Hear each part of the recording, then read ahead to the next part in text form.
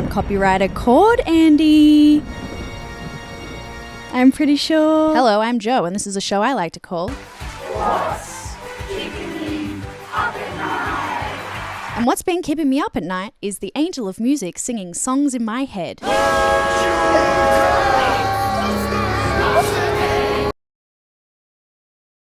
I don't even know what he wants anymore. I've given him everything. I have nothing left to give. As a child of the theatre, whose local childhood theatre mysteriously burnt down in the 90s, and as a result was said to be haunted, not by an incel with an incredible voice who killed people in the fly tower, but a young woman who liked to rattle doors and scare the crap out of kids. Which, looking back, actually does give Big Phantom energy. You may then understand why the Phantom of the Opera, the musical, once I found out about it as a teen, intrigued me. So one night when I saw that the movie adaptation was playing on Foxtel, I had to watch it. So I sat my little tight teen butt down on the sofa, pressed play, and watched the entirety of the 1989 horror movie of the same name, where a woman named Christine travels back to 1885 London after being bonked on the head by a sandbag mid-opera audition, as we all do. As we have all experienced, where the guy who played Freddy Krueger plays the Phantom. You're suspended. And he's sold his soul to the devil in exchange for people to love his music. And now he's all disfigured and either never dies or can also time travel because he's also the director of the opera that Christine is auditioning for in the future. Also, he wears people's skin. Suffice to say, I was very confused as to how or why anyone would ever make a musical out of that. Well, turns out they didn't. That is not the Phantom of the Opera adaptation I am here to harp on about today. Nay, nay. Today, I am here for a far darker reason. The first highly abridged and rather dry English translation of the original novel, as it pertains to the 1986 Andrew Lloyd Webber musical, and that musical's movie adaptation. A man as hideous as this, believe me, is capable of anything. Terrifying stuff. Yes, there are multiple translations of The Phantom of the Opera. What eventually became the book was a serial in a French newspaper, which the author, Gaston Leroux, only worked at because he had gambled away all his inheritance money, so he had to live somehow. Now, the translation that I'll be talking about today is one of the first English translations of that eventual novel, aka the Dematos translation. Chances are, if you've read Phantom of the Opera, you've probably definitely read this version, and if you can't find the translator credited in that version that you have read, it is definitely the Dematos version. And it is considered to be one of the most abridged versions of the book. For example, I'm currently reading David Coward's 2012 translation for fun, and you can imagine my shock and surprise when I reached a part in this translation which read, "And I listened and stayed. That night we did not exchange another word. He sang me to sleep." And then Coward's translation of the exact same paragraph contained an extra 160 words. I wish I had that talent for summarizing. So, for the sake of accessibility, the main story being the same, and the fact that the majority of adaptations in the English-speaking world are based on this translation, we're gonna go with this one, the Dematos translation. And if you read this version of the book, you'll recognize a lot of lines from the book in the musical. For example, Christine. Oh my god, that's like the chapter name in the book and all those times it's ever said. How clever. Also, yes, thank you for noticing, I am dressed as Christine from the movie when she's on the rooftop with Patrick Wilson. I love that man. Say you'll need me. Wait, no, I don't want to get copywritten for my great singing. Before we begin, I think I should clarify something very important. Christine is not 15 or 16 or 17 or anything below 20, okay? That is malicious propaganda. As I said, there are a good few translations of the original book, and some of those translations are not true translations at all, but are actually adaptations of their own translation. It's complicated. Let's talk about the main differences between Phantom of the Opera, the novel, the musical, and then the musical's movie adaptation. Why would I include the movie of the musical? Surely it's the same, right? Wrong. No. Absolutely not. I wish I could say that was the first version of Phantom that I saw, to be honest. Ghosts do not skin their victims. Maybe I don't. I'll be mainly focusing on the musical. However, if something really big does come up in the movie, I'll talk about it. Like Phantom's backstory of manipulating a child for 9 years. Hey, that's different. That's a choice that they made. First, a few trigger warnings. We got moita. I'm hoping that saying it like a 1920s New York film detective stops any demonetization that might come my way.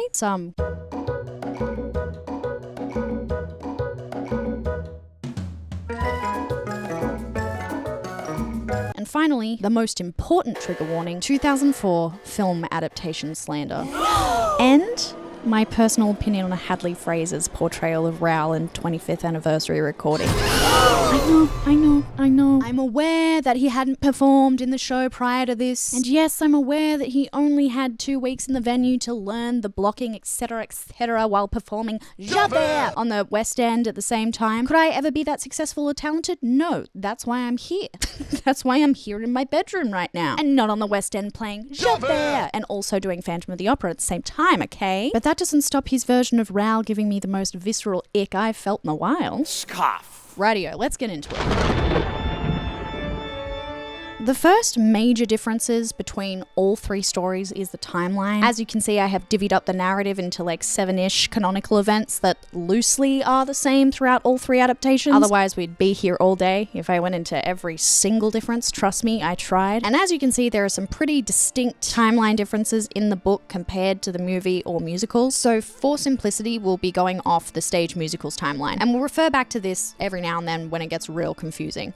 Which it will. In both the movie and stage musical, we open on an auction many years after the events of Phantom of the Opera. Now in the stage show, it never explicitly says that it's an auction, but we can infer it by the way that the scene is playing out. Salt. However, in the movie, we are told in French and English and how the scene plays out that we're at an auction. We see a bunch of people bidding on stuff from a rundown opera house, aka the Opera Populaire, aka the Palais Garnier, aka the Paris Opera House. We see 2 old people having a minor bidding war over lot 665. Raoul wins because Raoul's a and can't let anyone have anything. In the stage show, it begins by him singing to the old music box out in the open like a senile freak. And then in the movie, he also sings to it, but in his mind, as his eyes fill with tears from the past, like a normal person. And the little monkey music box plays Masquerade, which, you know, seems to be the bane of my existence. We'll get to that. This is where the auctioneer introduces lot 666, which is the iconic chandelier. And that's when the chandelier gets lifted up, the overture begins, and then my head explodes all over the Melbourne State Theatre. Gentlemen! Thus begins the transformation from present to past. Beautiful. Over in the book, none of that's happening. That's an ALW original that doesn't really make sense in the musical, but I'll give it a pass because of how sick that chandelier bit is. So the book opens with a foreword from the author, a prologue, setting up the story as essentially an investigative journalist piece. It brings in real happenings and structural oddities of the Palais Garnier and blends them with fiction, such as one of the opera house's chandelier counterweights falling through the ceiling during a performance and killing someone. The chandelier itself didn't fall, but close enough, you know? Close enough. And the Palais Garnier does actually have an underground lake. Well, when I say lake, I mean like it's not a lake. I mean, technically it's called a water tank, but lake is cooler, okay? And blames the strange happenings on the opera ghost. It frames the entire novel as a true story he's been able to piece together by uncovering evidence and conducting interviews that essentially prove that Phantom was a real person, not just a ghost. I actually love this. I think it's really fun. I think it's immersive, and the first time I read it, it gave me a really eerie feeling, especially because they then talk about how they dug up a body from the foundations of the opera. I was like, okay, first of all, yuck, foul. Second of all, I must know. Okay, I must know whose body this is. Is this Christine's body? Is this Raoul's body? What's going on? What's happening right now? That was exactly what it was like. I was in bed like that. It's really horrible living with me.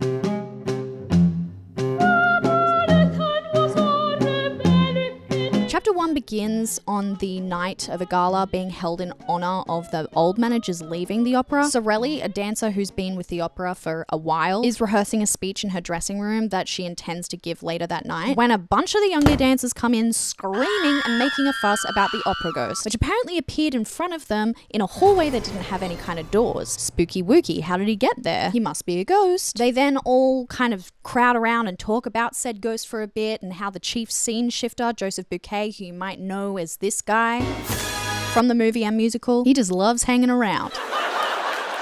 Well, he apparently keeps prattling on to the dancers about how he saw the ghost and what a fuggo it is. And here's where we get introduced to Meg Giry, who's a dancer and daughter to Madame Giry, a clueless boxkeeper in the book, not a severe dance instructor like the movie or musical. And Meg says that her mum says that the ghost does not like it when people talk about it and that something bad will happen to Joseph Bouquet if he keeps doing it.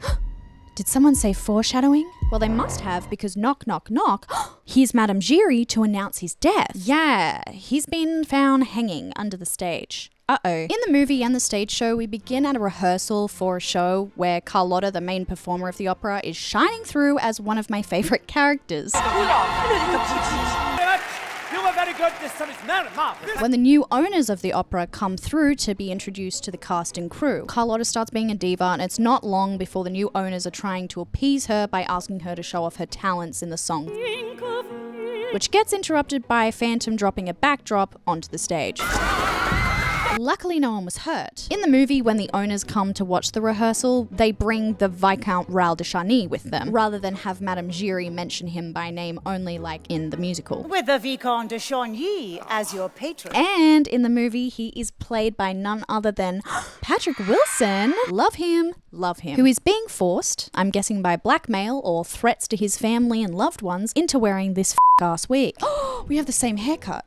Raoul doesn't recognize Christine here as he aggressively takes his leave, but Christine recognizes him straight away. And she tells BFF surrogate sister Meg Giry that they were childhood sweethearts. We were childhood sweethearts. Which is wildly concerning, considering they've aged down Christine in this adaptation. The actress is 18 pretending to be 16, and Patrick Wilson is 31. Doing a great job at being 31. That's not an insult, by the way, but that's a man.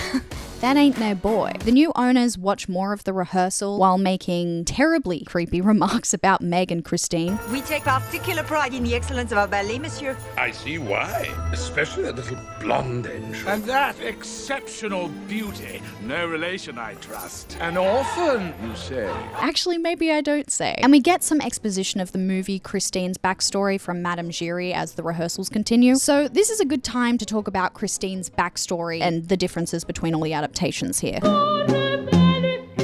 In the movie's expository dialogue, we find out that Christine's father was a famous violinist who died when she was 7, who, by the way, is played by, oh my god, I don't know how to say his name, Ramin Karimloo, who played Phantom in the 25th anniversary recording 7 years later. So fun little incestuous Easter egg there. Her father also promised to send her the angel of music from the story of Little Lottie when he was in heaven. So when Daddy Daye did die, Madame Giry then brought Christine to the opera house to live in the ballet dorms and train to be a dancer. We also know that Raoul and Christine knew each other at some point, which is a bit confusing because that would have had to be before 7. Before my father died. Because she was taken away to the opera at that age. Do 6-year-olds have sweethearts? Is that a childhood sweetheart one would recognize? Well, I guess you might if you were 6 and he was...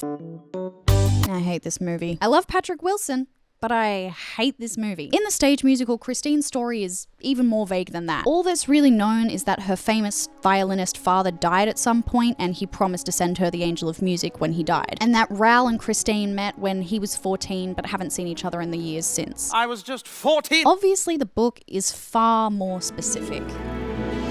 In the book, Christine and her family are Swedish. What is power? Her mother died when she was 6, so it was only her and her father from then on. Her father then sold their house to go to Uppsala in search of fame and fortune with Christine and his violin, but found, quote, nothing but poverty. And ain't that just the artist's way? They then wandered from fair to fair, performing together until a rich guy called Professor Valerius heard them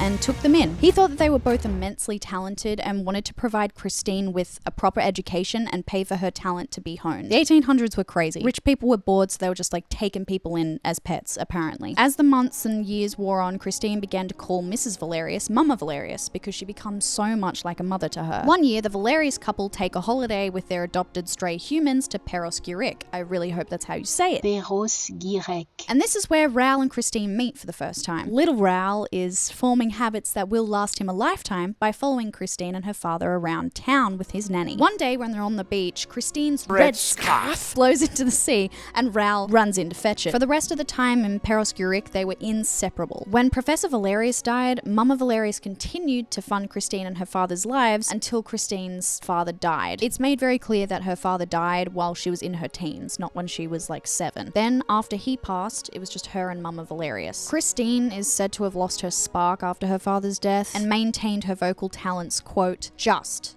but only just enough to enter the conservatoire, where she did not distinguish herself at all, attending classes without enthusiasm and taking a prize only to please Mama Valerius, with whom she continued to live. Unfortunately, ye olde grief-riddled depression had wheedled its way in to poor Christine. Also, unlike the movie and musical, she's never a dancer, she's only a singer. But like the movie and the musical, while her father was alive, he did tell her stories of the Angel of Music, which was incorporated into many tales, not just Little Lottie. And I think for me personally, what makes Phantom's eventual manipulation of Christine through this particular avenue all the more horrifying is the lore of the Angel of Music and how, when, or if it even comes to someone. Sometimes the Angel of Music comes much later because the children are naughty and won't learn their lessons or practice their scales. And sometimes he does not come at all because the children have a bad heart or a bad conscience. Oh Lord. All of this, unfortunately, also lines up perfectly with he often comes when they least expect him, when they are sad and disheartened. Oh Lord. And what do we know about Christine after her father died? Suddenly she seemed to have lost with him her voice, her soul, and her genius. Unfortunately, ye olde grief-riddled depression had wheedled its way in. Perfect storm, baby. And this is the 1800s, so there wasn't Google to type in, is the Angel of Music real? And then take whatever AI overview says as gospel without fact-checking it. Drama. In both the musical and the stage show, Meg Giry is the one to say, He's here, the Phantom of the Opera. Which is kind of the same in the book, except it's Meg screaming in fear in the middle of Sorelli's speech at the retirement gala, because the Phantom is just literally in the crowd. He's just out and proud. In the crowd. A finger pointed among the crowd of dandies to a face so pallid, so lugubrious and so ugly, with 2 such deep black cavities under the straddling eyebrows, that the death's head in question immediately scored a huge success. The opera ghost! The opera ghost! Everybody laughed and pushed his neighbor and wanted to offer the opera ghost a drink, but he was gone. He had slipped through the crowd. Anyway, back in the musical and movie, Madame Giry, severe head of ballet, comes out in front of everyone and is like, oh my god, hi, the ghost welcomes you to his theatre, first of all, and all he really wants is for his box 5, to stay free and his salary to be paid, and you won't have any problems. Welcome to the theatre. In the movie, she gets a CGI letter she gets dropped from the flies that goes in front of the foreground. But the managers are more concerned with who's going to sing for Carlotta now that she's had a tantrum and walked out. A tantrum over her safety, by the way, which I feel like is fine to have a tantrum over. She's like, hey, these things keep happening and I would actually like something to be done about them because I feel like they're targeting me. And they're like, oh my god, who's going to sing for her now? We don't have an understudy because, you know, Carlotta could never be sick. And Meg Giry's like, hey, this bitch, she could do it. And she knows that Christine's been taking lessons from a great teacher who definitely isn't a man living in the walls. That would be crazy. Christine in the stage show is like, don't make me sing.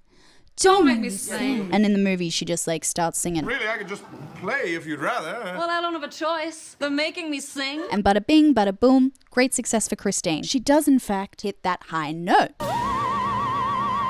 Now, back in the book, of course, you know what I'm going to say, none of that rehearsal scene happens in the book.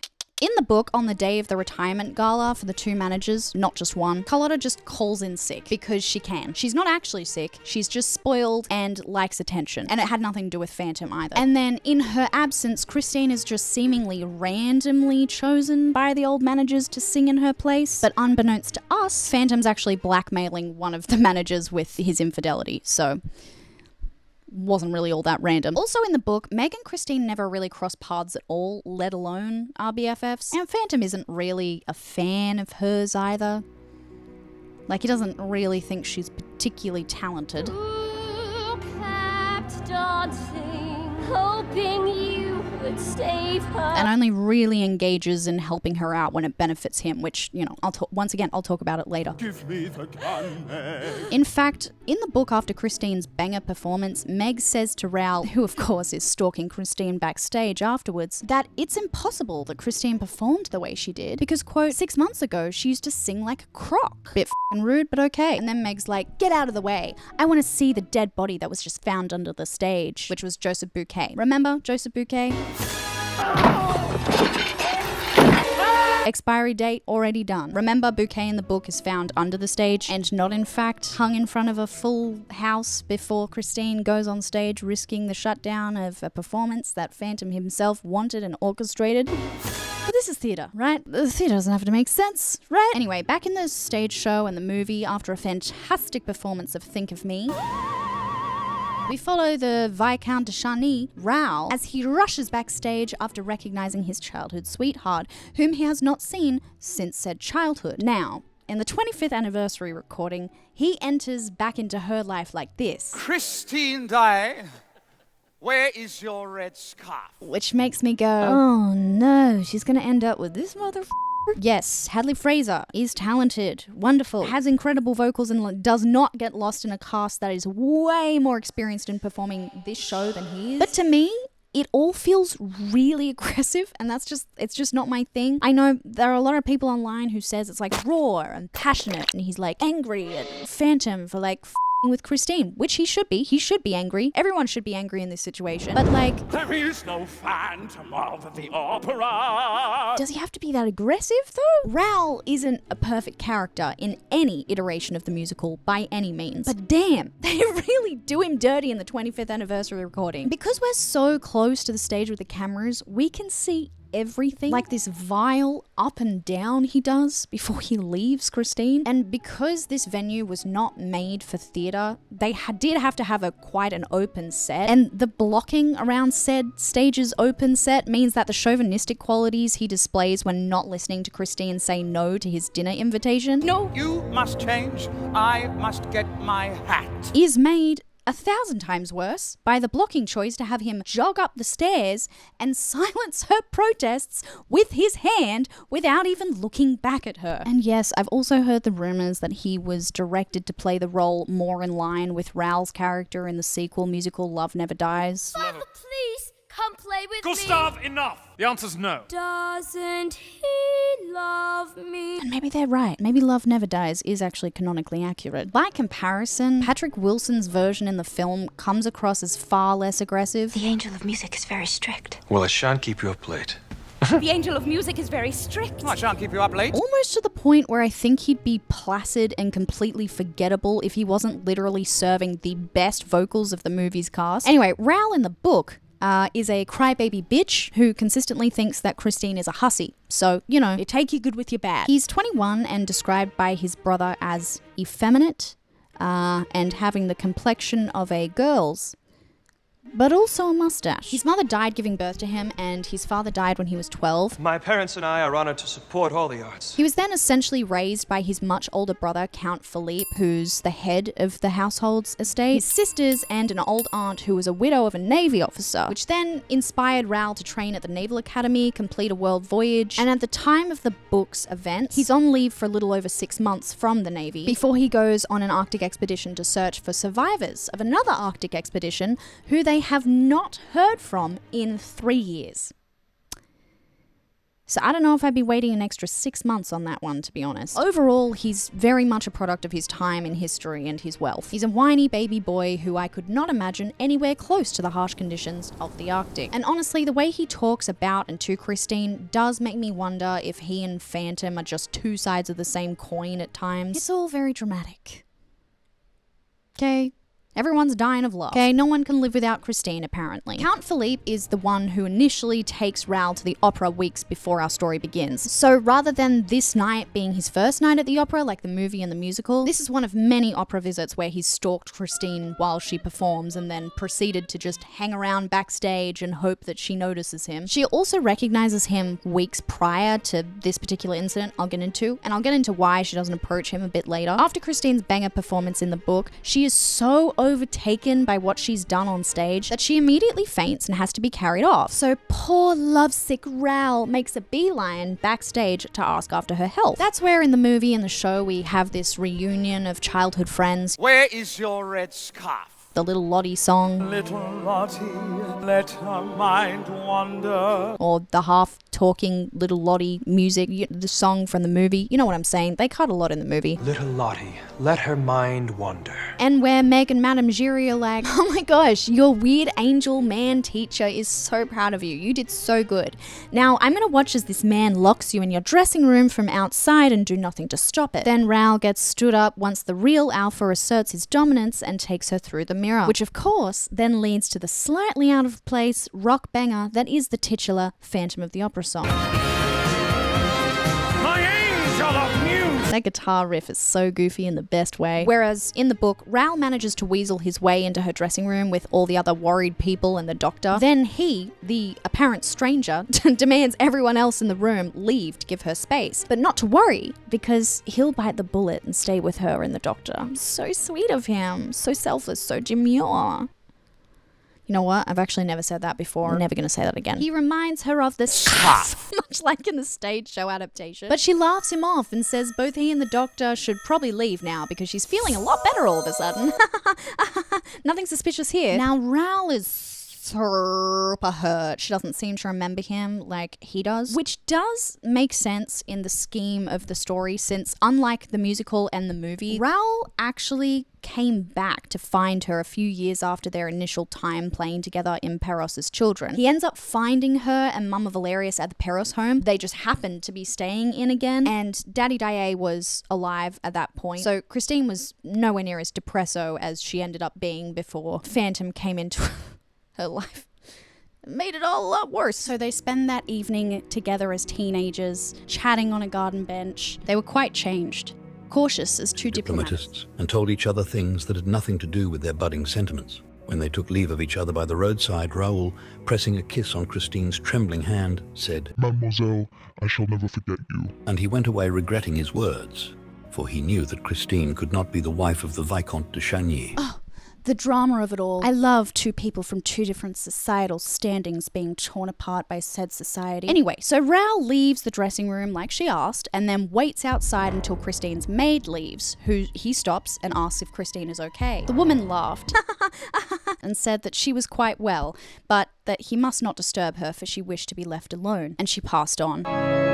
May she rest. That's not a very good joke. Is that really worth interrupting the quote for? One idea filled Raoul's burning brain. Of course! Daye wished to be left alone for him. There's no female alive that would stand a chance against the immense power I possess. Had he not told her that he wanted to speak with her privately? Oh, Raoul.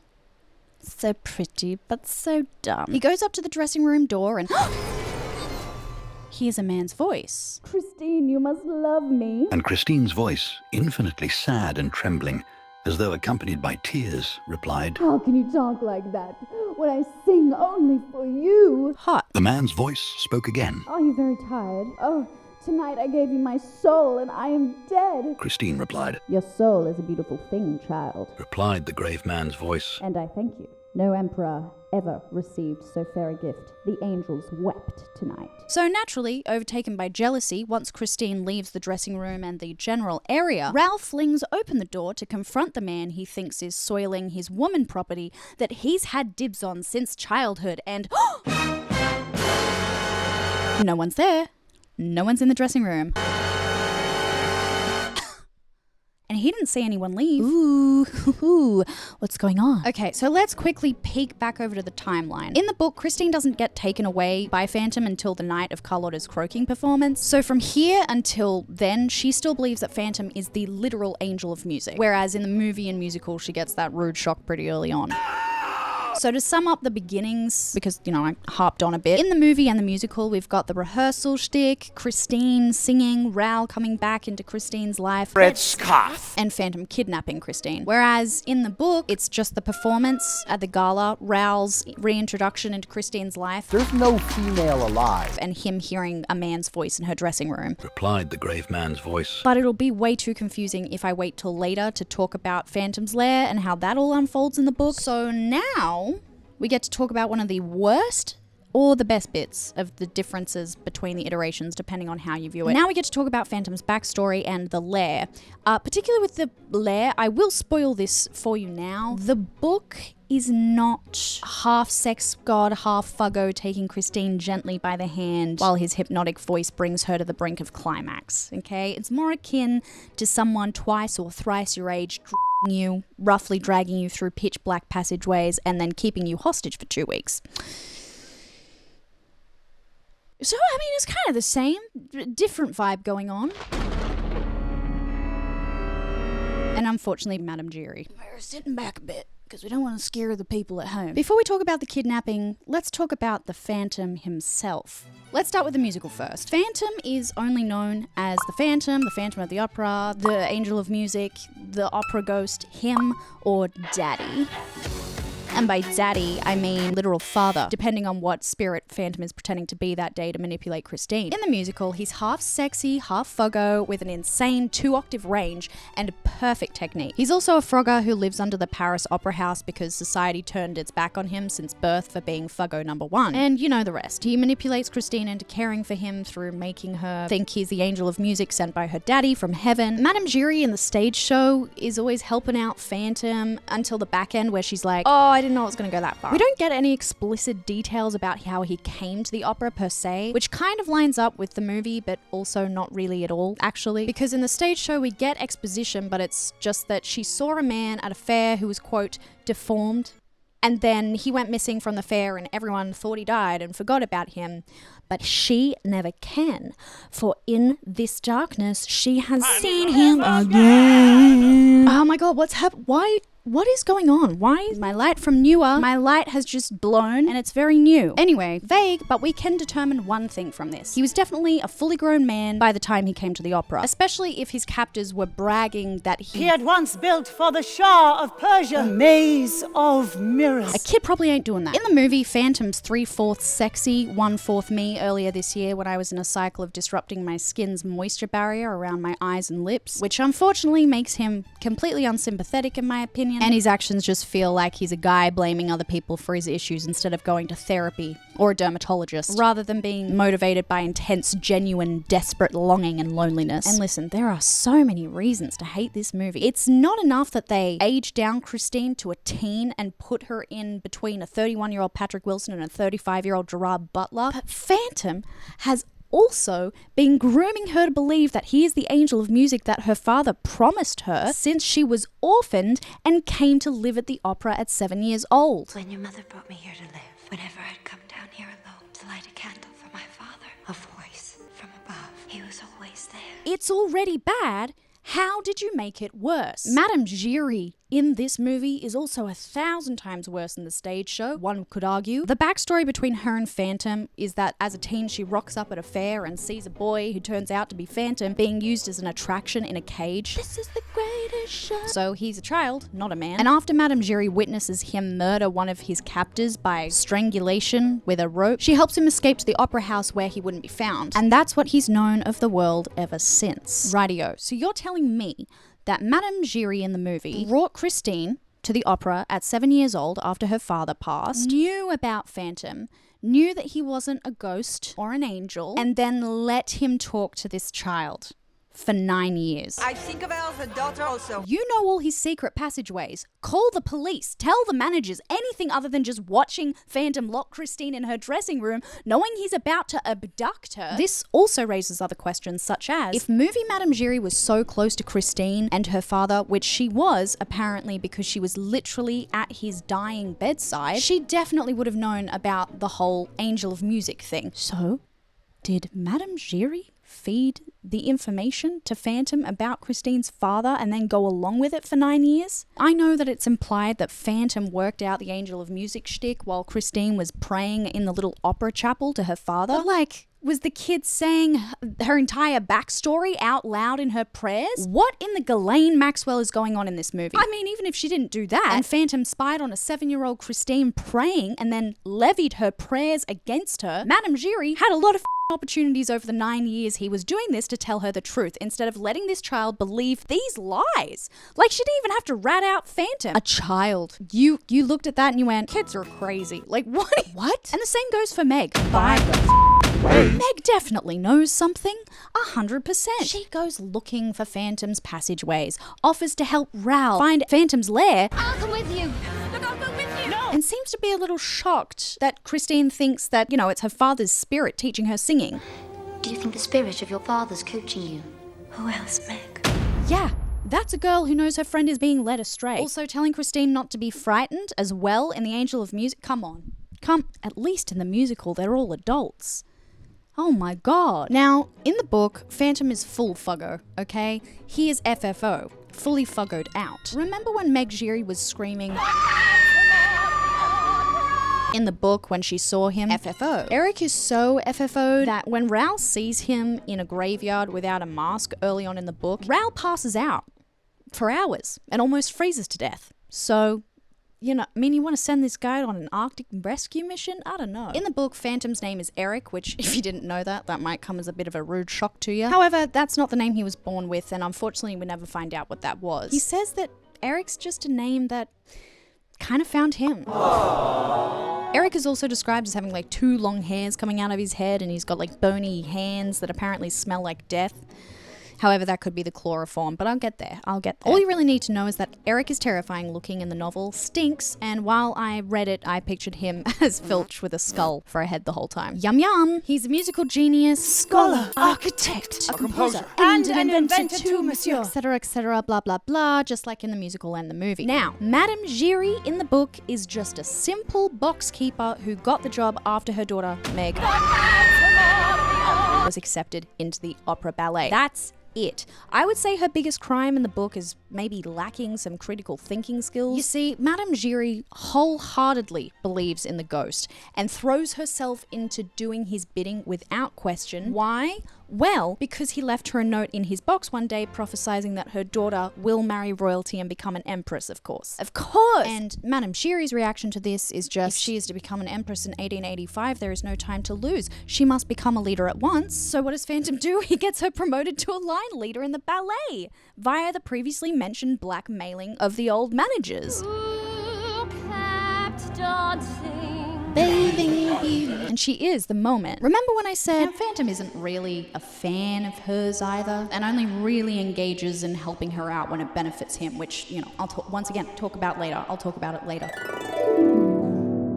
That's what I meant. You're welcome. That's what I meant. You're welcome. How's that for visual storytelling? All right, BRB, I'm going to go have a breakdown. I'm going to go deal with this. How's that for visual storytelling? That's what I meant to say before everything went to shit. Book Madame Giry essentially encompasses that idiom. She's the salt of the earth. She never really has anything to do with Christine, and neither does Meg, as I said at the beginning. So then, if Madame Giry isn't a mastermind, all-knowing ballet head in the book, who takes Raoul to Phantom's lair in the end? Well, that's where the Persian comes in.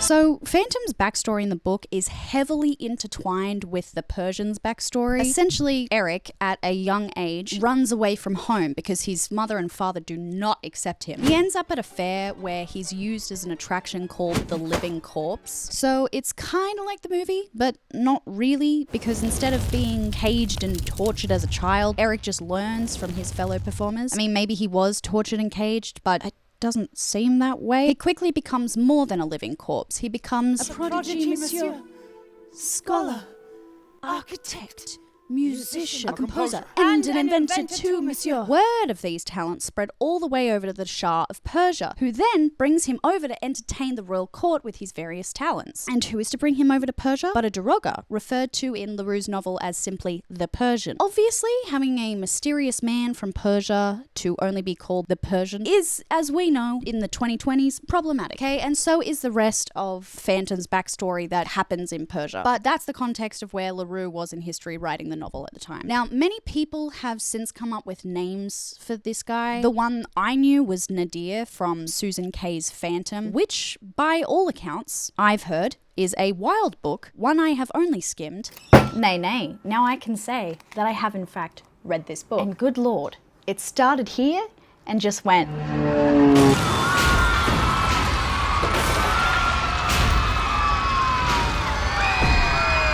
Clearly, I could say a lot about this book. I clearly have some stuff to say, but I won't. I'll keep it short. To help along with the understanding of this book, here's a passage, a trigger warning, I should probably say, because the R word is used a lot during this passage. So warning, you've been warned, and go. I dared not think how near I had been to losing control, how terrifyingly easy it would have been in that moment to her. I'd her with music instead. And perhaps that crime was almost as bad as the one it had so narrowly prevented. You would think that means metaphorically, right? You would hope. Well, what if I told you that Erik's music is actually so sexy and magical that it causes Christine to touch herself in the next room to completion? It like takes over her body. Neither innocence or ignorance was a shield against that music which was deep inside me now, gathering a throbbing momentum that made me twist and writhe. My arms had wrapped around the pillow and I rode each thrusting note until the crescendo burst inside my head, flooding my entire body with extraordinary sensation. That wasn't on my bingo card. I don't know what I was expecting. Also, not on my bingo card was Christine leaving with Raoul after Phantom lets them go, and then coming back and having sex with Phantom on his deathbed. Does she get pregnant from that? Absolutely she does. And she does give birth to Phantom's baby. Yeah, and Raoul raises it. Yeah. And Raoul knows. He's just happy to be there. He's having a great time. And this was before Love Never Dies came out. Also, racism in this book, wildly unfortunate. 2 stars. And if you want to know more about the Persian himself and why you may not have ever heard of him, I really do recommend Lindsay Ellis's Most Whitewashed Character in Literary History, where she opens up on another passage of Kay's novel, Phantom. You asinine Persian dolt. Legalized is the done thing here, is it? My God, what a country. Anyway, the Shah quickly realizes that Erik's capable of some pretty sick stuff and gets him to build a palace for him that allows the Shah to move around it completely unseen, just like the opera's passageways. Erik's moral compass is also a little bit off, so he participates in some political assassinations and murders people for the royal family's entertainment. He does this by getting them to lock him in a courtyard with someone else who has a sword or other weapon, and all he has is his little Punjab lasso, which he kills them with super skillfully. And in this fashion, dragged him before the little sultana and her women, who sat looking from a window and applauding. He also constructed a torture chamber of mirrors, which basically drives the person crazy through the illusion of a jungle via an iron tree being reflected a bunch of times within that room of mirrors, and the heat being jacked up. And the only way out for the victim is a length of rope made out of catgut at the foot of the iron tree, which is made of iron because, well, you know, people are heavy. If you catch my drift, almost like they would drift to heaven. Almost like, you know, their spirits would drift to heaven after they used the tree. However, in the movie, we are told in French and English and how the scene plays out that we're at an auction. But after the construction of the palace is complete, the Shah decides to kill Erik because he knows too much. He could also build one of these for someone else, and he wants to have the only one. The Persian then smuggles Erik out of Persia because apparently Erik offered him some laughs and gaffs over the years. Whatever that means. But even though they don't get caught, the Persian still ends up being suspected of it. That is until a body washes up on the beach wearing Erik's clothes. Lucky. But unfortunately the Shah still doesn't buy it, so he exiles the Persian with an allowance. And that's how he ends up in Paris, which is pretty good, honestly. Erik, however, flees to Asia and does some more torturing, building, etc., etc. And then he has to flee again, and then that's when he went to Paris. When he got to Paris, he became a contractor because he wanted to build normal things and be kind of normal. He somehow ended up being accepted to do some of the foundations for the opera house, and that's just where he stayed. His imagination went wild, and he He wanted to live somewhere he'd never be ostracized again. So basically, long story short, he's been building himself his things since then. So to answer the initial question, so then if Madame Giry isn't a mastermind, all-knowing ballet head in the book, who takes Raoul to Phantom's lair in the end? It's the Persian who takes Raoul to Phantom's lair in the end, which is a journey in itself that I'll talk about later. So essentially, Madame Giry in the movie and the musical is a replacement for him. It's just a complete reinvention of her character in the book, taking on a lot of the Persian's plot advancing story beats. So yeah. It's a whitewashed gender swap. Oh yeah, and that monkey, the music box of the monkey playing the cymbals, dressed in Persian robes. Interesting nod to the character there. Okay, so finally we're getting to the fun part. Okay, we're getting taken to Phantom's lair.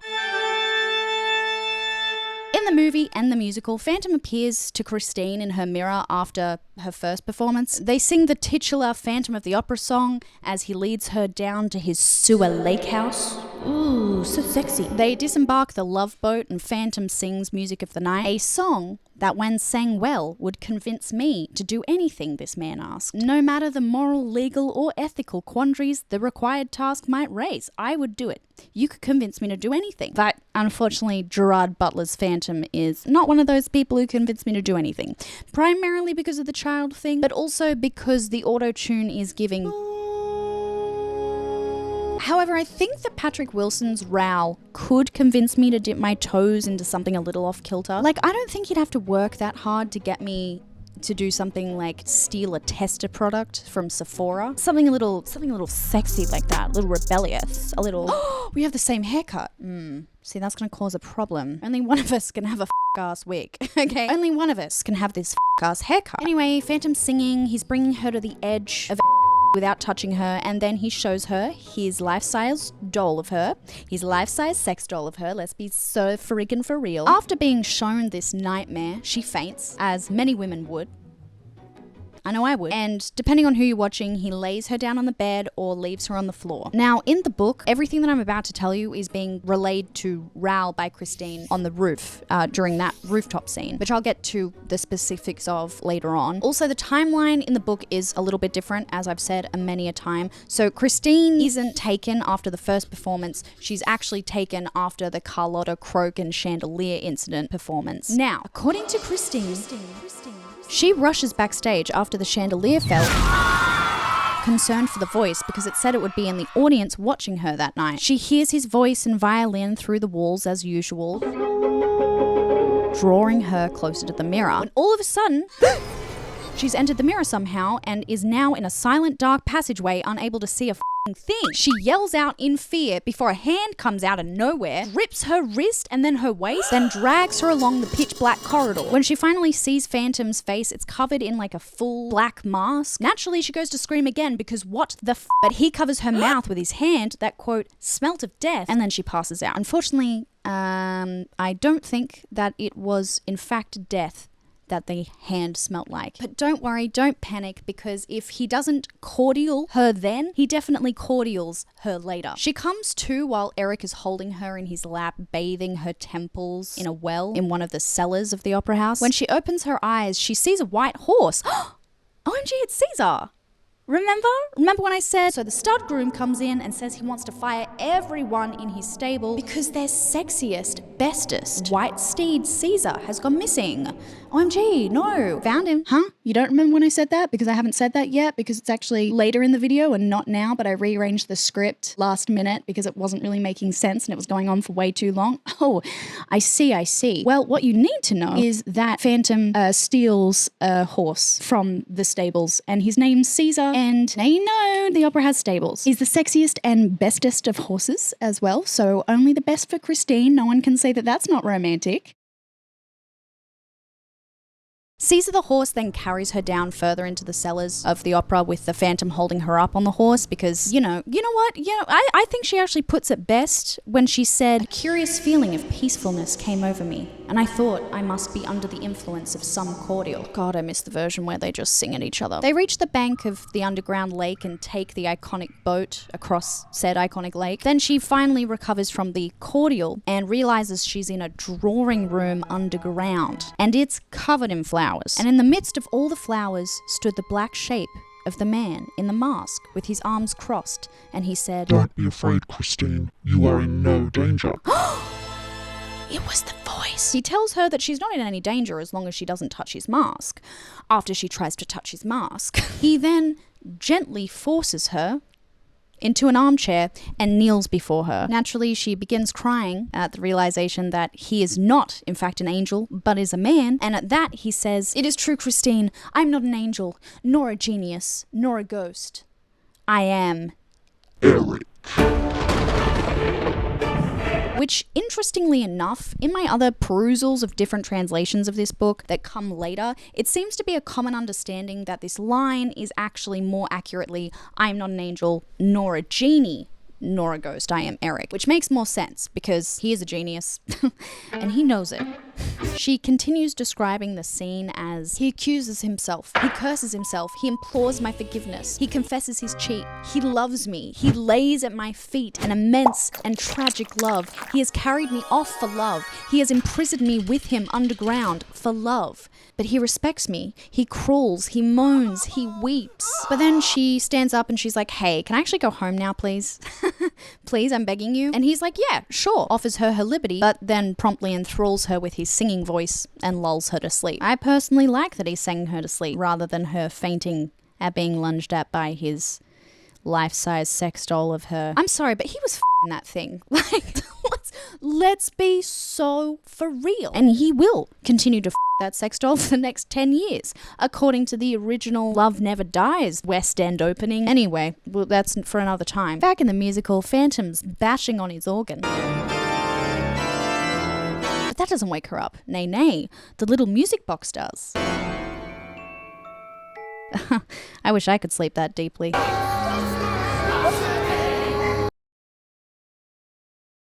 Sorry, somewhere else for a second. Anyway, Christine wakes up and she's like, "Oh my god, what a crazy night. I must know what vocally perfect sex god lies beneath this mask." So she sneaks up on Phantom, takes his mask off and... Hold on, what? The person who kidnapped me from my dressing room is kind of an emotionally unregulated guy? Wow. The curveballs life throws at you.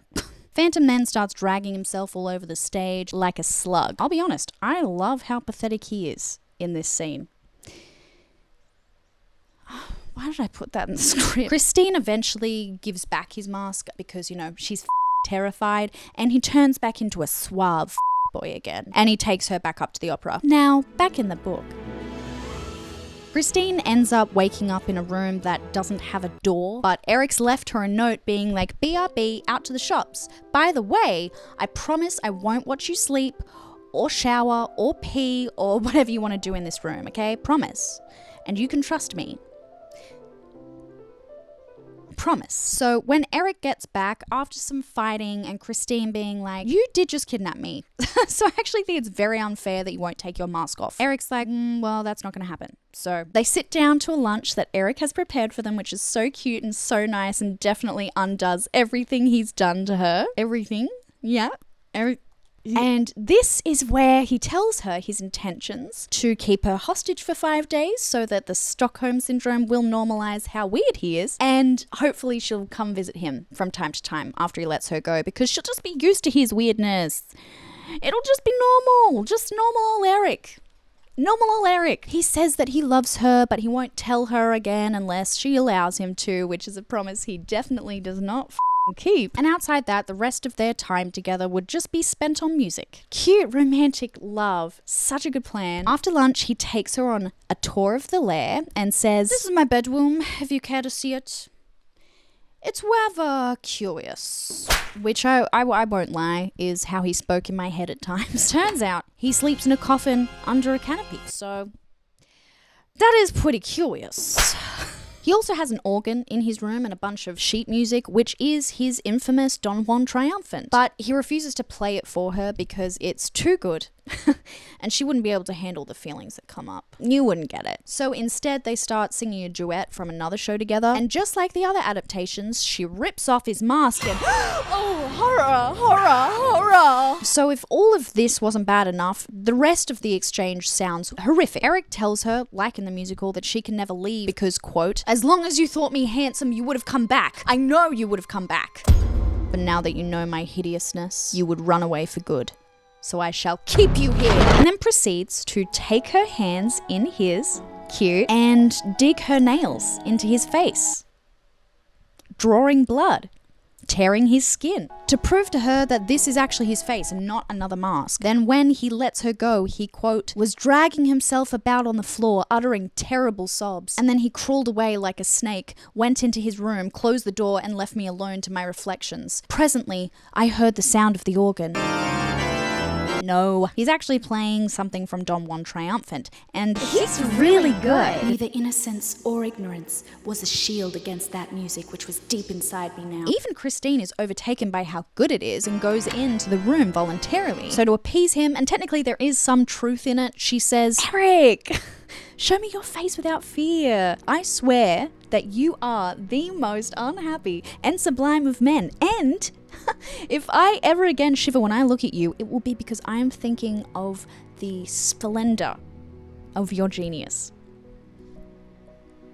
And she is apparently so convincing that Erik believes her and, quote, he fell at my feet with words of love in his dead mouth. He kissed the hem of my dress and did not see that I closed my eyes. Oh, it's all so sad and horrible and not romantically ambiguous in the book at all. The reality of the situation just ain't as fun without a show tune. Ain't as fun without that catchy nah, nah, nah, nah, nah, nah. Is that it? Is that how it goes? Pretty sure it is. I mean, I should know. I've been consuming this f***ing musical for the last month and a half. He then keeps her there with him for a fortnight. My lies were as hideous as the monster who inspired them, but they were the price of my liberty. I burned his mask, and I managed so well that even when he was not singing, he tried to catch my eye, like a dog sitting by its master. He was my faithful slave, and paid me endless little attentions. Oh, that paints an incredibly sad picture. I mean, nothing excuses what he's done, obviously, but the pity I feel, even now, reading that line, he tried to catch my eye like a dog sitting by his master. Oh yeah, hey, that makes me wish I was not born with empathy. That's f***ing sad. Sorry. He lets her go when she promises to return, which she does many, many times out of genuine pity and a smattering of fear. And I must tell you that it was not his frightful threats when setting me free that helped me to keep my word, but the harrowing sob he gave on the threshold of the tomb. Back in the musical/movie, the new owners are singing their silly little songs about gossip and how good it is for ticket sales, and how everyone is wondering where Christine randomly disappeared to after her fantastic performance. Meanwhile, the Phantom has been sending the managers, Raoul and Carlotta, notes. The managers get a few about how great Christine was and how the chorus is okay, but the ballet really needs some working on. Also, he really needs his salary paid ASAP. Thank you. Then Raoul barges in and he's like, why would you write me this note telling me to f*** off and that Christine is safe with her angel of music? I thought we were friends. And the managers are like, OMG, no, we didn't send that. We didn't send that to you. We would never. Then Carlotta squeals in, Raoul, my dude, I've known you for like a day and a half. Why would you send me this letter threatening me and telling me not to sing tonight? And Raoul's like, no, OMG, no, I didn't do it. I wonder who did it. The mystery continues. Then Madame Giry rocks up and he's like, oh, hey, I've actually got another note for the managers, which reads as follows. Hey losers, I've sent so many nice letters, but you guys don't seem to get the picture that I run this show. Follow my rules for the next performance or a disaster beyond your imagination will occur. So keep box 5 free. Do not put Carlotta in the lead. Please sub in Christine. Also, please, I really need that money. Okay, I really need it. Obviously, they don't follow Phantom's demands, and a disaster beyond their imagination does occur. However, this plays out a little differently in the book. We're still at the retirement gala for the old managers. And while Raoul is being all sad after hearing Phantom in Christine's dressing room, soiling his woman property, hate when that happens, just after Phantom makes an appearance on the floor below during Sorelli's speech where Meg screamed, The Phantom of the Opera. The Phantom's just having a jolly good time because he's now just at the retiring manager private dinner with the inner circles. He sits at the table with his prosthetic nose, because he doesn't really have a nose in the book, or eyes, really, except for when they glow in the dark. And he starts saying crazy things like, the ballet girls are right. The death of that poor bouquet perhaps is not as natural as people think.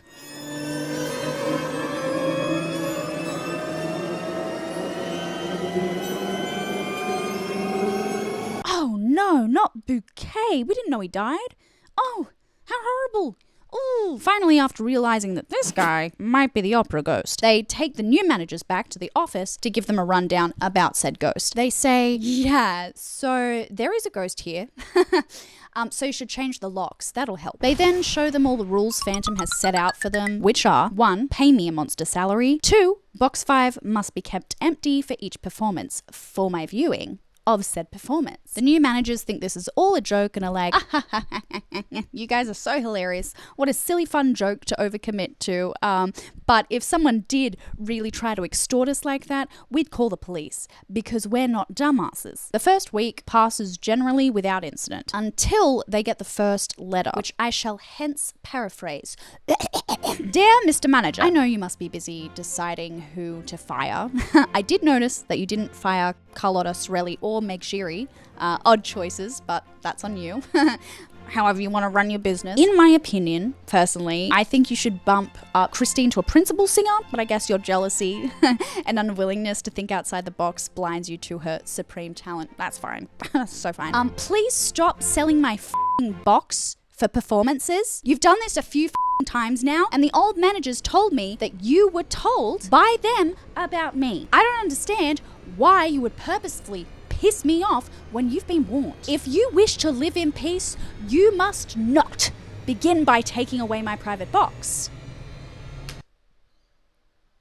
Your most humble and obedient servant, Opera Ghost. The managers end up gifting the box to the old managers for the next performance because they think that they're just trying to extort free tickets from them. But obviously they aren't trying to do that, so they don't show up to claim the box because they know the deal with Phantom's tantrums and they don't want to be on the back end of that. Hell no. They even write to the managers about it saying, hey, hi, remember how he told you about the crazy ghost? That's his box. We don't want that. Phantom then sends the managers another note thanking them for last night's box being available for him. Dear Mr. Manager, thanks. Charming evening. Daye, exquisite. Choruses want waking up. Carlotta, a splendid commonplace instrument. Also, give me my money. So the managers are like, you know what? Keep selling the box. Screw this guy. Screw him. Screw him to hell. Which is what they do for that night's performance. Like, they sell the box. They don't screw him to hell. However, the next day when they come into work, they find out through a report and then the inspector that the occupants of the box came late, and as they walked in, heard a male voice saying that the box was taken, but no one was there. Drama. Then their behavior just became more and more annoying throughout the night to the point where they actually had to be escorted out by security. How odd. They call in Madame Giry, the box keeper, and she's like, hello, you've sold his box. He's upset, dum-dums. He caused everything. Idiots. She also says that sometimes he asks for a footstool and she finds things in there all the time that weren't there before. Like, apparently he comes in there with a lady friend who leaves her fan behind every now and then. But, we can work out that it's an invention because, spoiler, Christine and he exchange kisses on the foreheads. And then he dies of love. So pretty sure he wasn't dating around at this time. Madame Giry gets tipped by the ghost at each performance as well that he attends and is the one to deliver the salary to the box. So the managers are like, are you thinking what I'm thinking, B1? I think I am, B2. Let's watch next week's performance of Faust from Box 5. Also, Madame Giry, you're fired. They think she is the extorter or an accomplice of the extorter or just really dumb for believing in a ghost. And they don't want someone like that working for them. So the morning of the performance that they have said that they are going to go view said performance from Box 5 from, that was not good. Hold on. The morning of the performance that they are going to view from Phantom's box, hey, there you go. Hey, there you go. They receive another letter, which I shall once again paraphrase. My dear managers, there's been some confusion. If you don't want to be royally screwed, listen here, okay? 1, give me back my box, goddammit. 2, give Christine the main role tonight. Carlotta will be sick, don't worry about it. Okay, don't worry about it. 3, give Madame Giry back her job. I need her to make people think I'm a ghost and not a virgin. 4. Let me know if you accept these conditions via a letter that Madame Giry will give me, and I'll let you know about how to go about giving me my money at a later date, okay? But just remember, you have to give me the money. You've been warned. You've been warned. XOXO, Opera Ghost. And then the general manager rocks up and he says, hey, so the stud groom needs a word. The what? The guy who takes care of the horses? What? We have horses? So the stud groom comes in and says he wants to fire everyone in his stable because their sexiest, bestest white steed Caesar has gone missing. OMG, no. Also, the stud groom low-key thinks that the ghost might have something to do with it, but can't risk him being wrong, so he needs everyone to be fired. So the managers are like, oh my gosh, yes, of course, totally, we'll do that for you. We'll totally do that for you, okay? See you later. Bye, see you later. We're firing him, right? Then Madame Giry bursts in, holding a letter in her hand. Oh, I beg your pardon. Excuse me, gentlemen, but I had a letter this morning from the opera ghost. He told me to come to you, that you had something to... And then B1 literally kicks Madame Giry out of the office by kicking her in the ass, which is crazy behavior if you think of a grown man doing that to a grown woman, but kind of if you think about B1 of Banana in Pajamas fame doing it. Anyway, it's a rough morning for a lot of people. In the meantime, Carlotta has been very offended by Christine's success, and even though she has been sent more than one letter about not performing in tonight's Faust performance, by Phantom, by the way, she does so anyway. She goes in. She's also low-key been bullying Christine and making up rumors about her, so she's very isolated at the opera. So to continue that rampage of bullying and loosely convinced that there will be a plot levied against her, orchestrated by Christine somehow, Carlotta decides to fill the audience with her own admirers that night.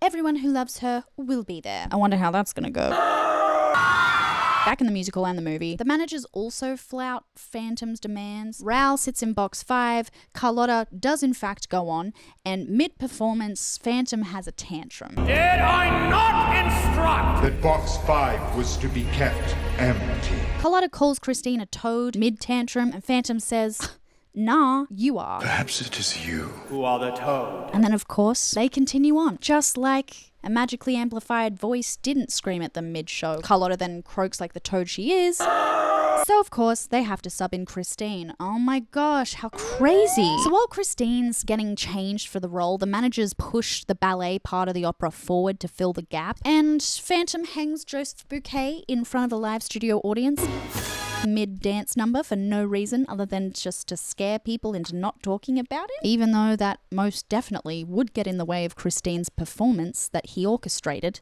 and wanted. Like, surely after a live death like that, they would just have to shut the whole show down. Oh, no, they continue the show after they clean up his body from the flies like nothing ever happened. Cute. 1800s Paris was brutal. Oh, darling, you're back from the opera. How was it? Oh, a man was hung from the flies mid-third act. Very annoying. Oh, how irritating. You know, last time I was there, it took them 45 minutes to recover after a chandelier fell on the audience. I thought, what's the hold-up?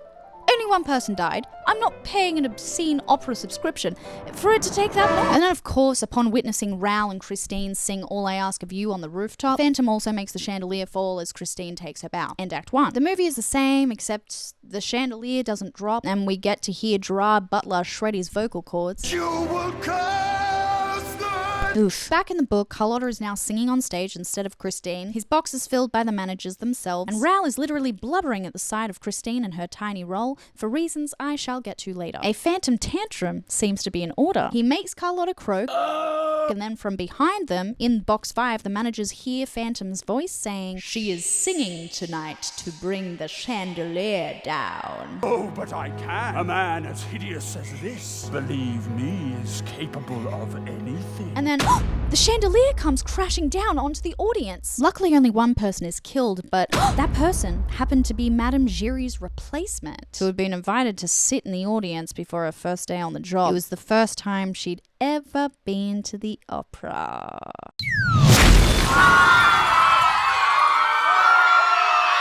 Do you think Madame Giry's found another job yet?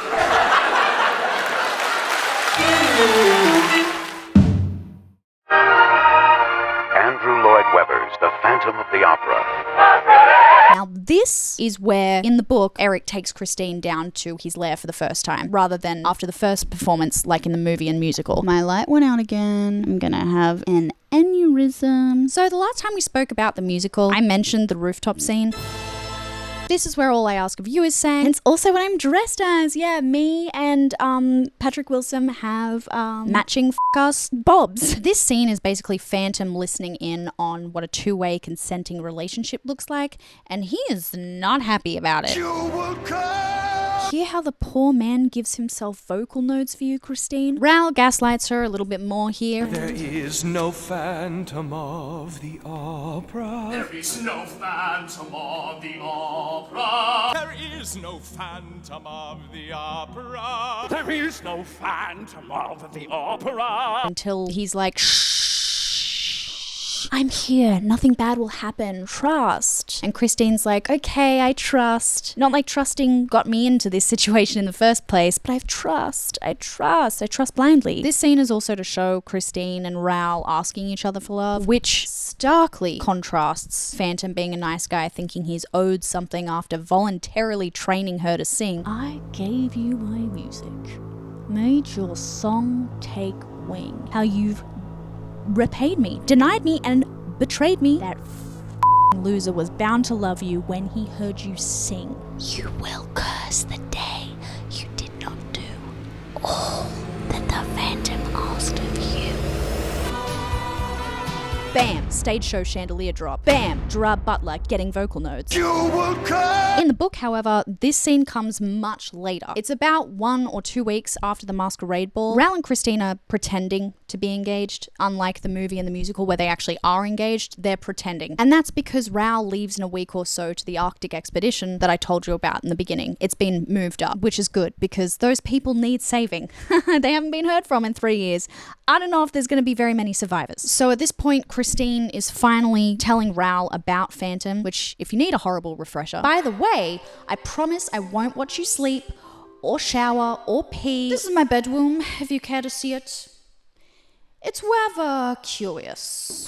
Oh, horror, horror, horror. But now that you know my hideousness, you would run away for good. So I shall keep you here. And then proceeds to take her hands in his, cute, and dig her nails into his face. So of course, Raoul, the whole time he's hearing this horrible stuff, is being very normal about it, not melodramatic at all. You love him. Your fear, your terror, all of it. It's just love, and love of the most exquisite kind. The kind which people do not admit even to themselves. The kind that gives you a thrill when you think of it. Picture it. A man who lives in a palace underground. And he gave a leer. Do you remember those hours which I passed with you, Raoul, to the great danger of both of us? I doubted your love for me during those hours. Do you doubt it still, Raoul? No, that each of my visits to Erik increased my horror of him. For each of those visits, instead of calming him as I hoped, made him mad with love. I am so frightened. So frightened. You are frightened. But do you love me? If Erik were good looking, would you love me, Christine? A curious feeling of peacefulness came over me, and I thought I must be under the influence of some cordial. Oh, my betrothed of a day, if I did not love you, I would not give you my lips. Take them for the first time and the last. Christine's got a lot of very insecure men floating around. Raoul and Christine then set up a plan to escape Paris the following night. Christine only agrees to go if she can sing for Phantom one more time, because she is sure that the heartbreak of her departure will literally kill him. She's not wrong. They're on the roof because she thinks Erik won't follow them up here, but unfortunately, that is not the case. He does. He hears the whole conversation and the plan. Okay, so this is where it's going to start getting very confusing and where I begin to regret this timeline decision. So I'm going to give myself an editing aneurysm and head on over to the green screen. Sorry, editing me. Hello, I'm on a green screen. Hi. It is obviously a different day. I'm not getting back in that dress, I'm sorry, so I do look kind of frumpy, really. How about if hold on, is this better? I feel like I'm a kid who's giving a presentation on something they really like. They got dressed up and no one else in the class got dressed up, but they don't care. They're presenting the PowerPoint on something that matters, and if everyone else's flair is not as artistic and great as theirs, that sucks for them. I'm having a great time, okay? And you all look like idiots. Okay, quick book timeline lesson. So, for comparison, in the movie and the musical, the timeline of major events is this. First Christine performance, Lair time, second performance, Rooftop Scene, Masquerade Ball, Graveyard Scene, and then final performance / kidnapping, etc., etc. In the book, it goes first Christine performance, Graveyard Scene, second performance, Lair time, Masquerade Ball, Rooftop Scene, and then final performance / kidnapping, etc., etc. So if we continue along the musical's timeline, we go to the Masquerade Ball next. In the movie and the musical, it opens up on 3 months later with the song Masquerade. And I will be completely honest, it is not my favorite. I get why it's there and I understand what it's saying and what it's getting across. But every time I see it in the 25th anniversary special, I end up laughing. I end up laughing at the choreography when everyone starts moving in sync. I don't know why, it's just kind of goofy to me. And the lyrics are, I understand that the lyrics are exploring the themes of the show, but like, did you have to say the word masquerade 28 times?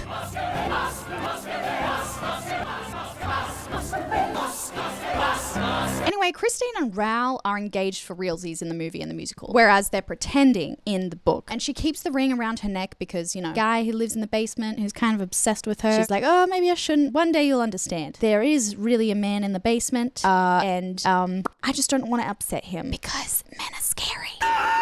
In the stage show, she is super paranoid and keeps thinking that she sees him in the crowd of masked faces, whereas Christine in the movie is just having a great time, watching these people dance and these people mill around for shots that go on for way too long. That is, until she's not, because Phantom has used these 3 months of silence on his part to finish his opera Don Juan Triumphant, and he showed up to demand that everyone perform for him in his opera like the peasants they are. And movie Phantom sings a part of a song that is meant to come later in a letter to the managers in the stage show, but he does it here, calls everyone fat, tells them they can't act, tells Christine she still needs singing lessons. Like, he's still, you know, he might have been quiet for 3 months, but he's still a Finally, Phantom announces the cast list, and Christine gets a pretty big role. Oh my gosh, congratulations, Christine. But I did hear that, you know, you and the writer are kind of close. Yeah, so like none of us got to audition. Yeah, kind of weird how that happens, huh? Kind of weird how like the guy who's been stalking you is giving you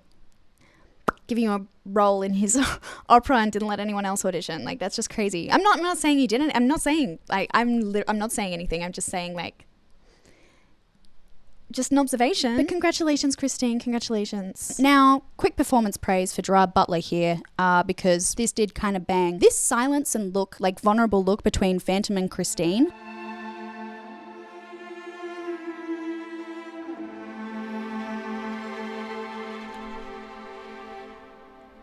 Hey, this moment gaslit me into thinking this was a good adaptation of the musical for years. Just that vulnerable moment alone. Anyway, it's very, very hot in this. I'm gonna have to stop. Oh my, ooh, this is really not a flattering angle. Ooh, this is really not a flattering angle with this shirt. Anyway, old mate snatches Raoul's ring from around Christine's neck and yells, "Your chains are still mine. You belong to me." How does that actually go?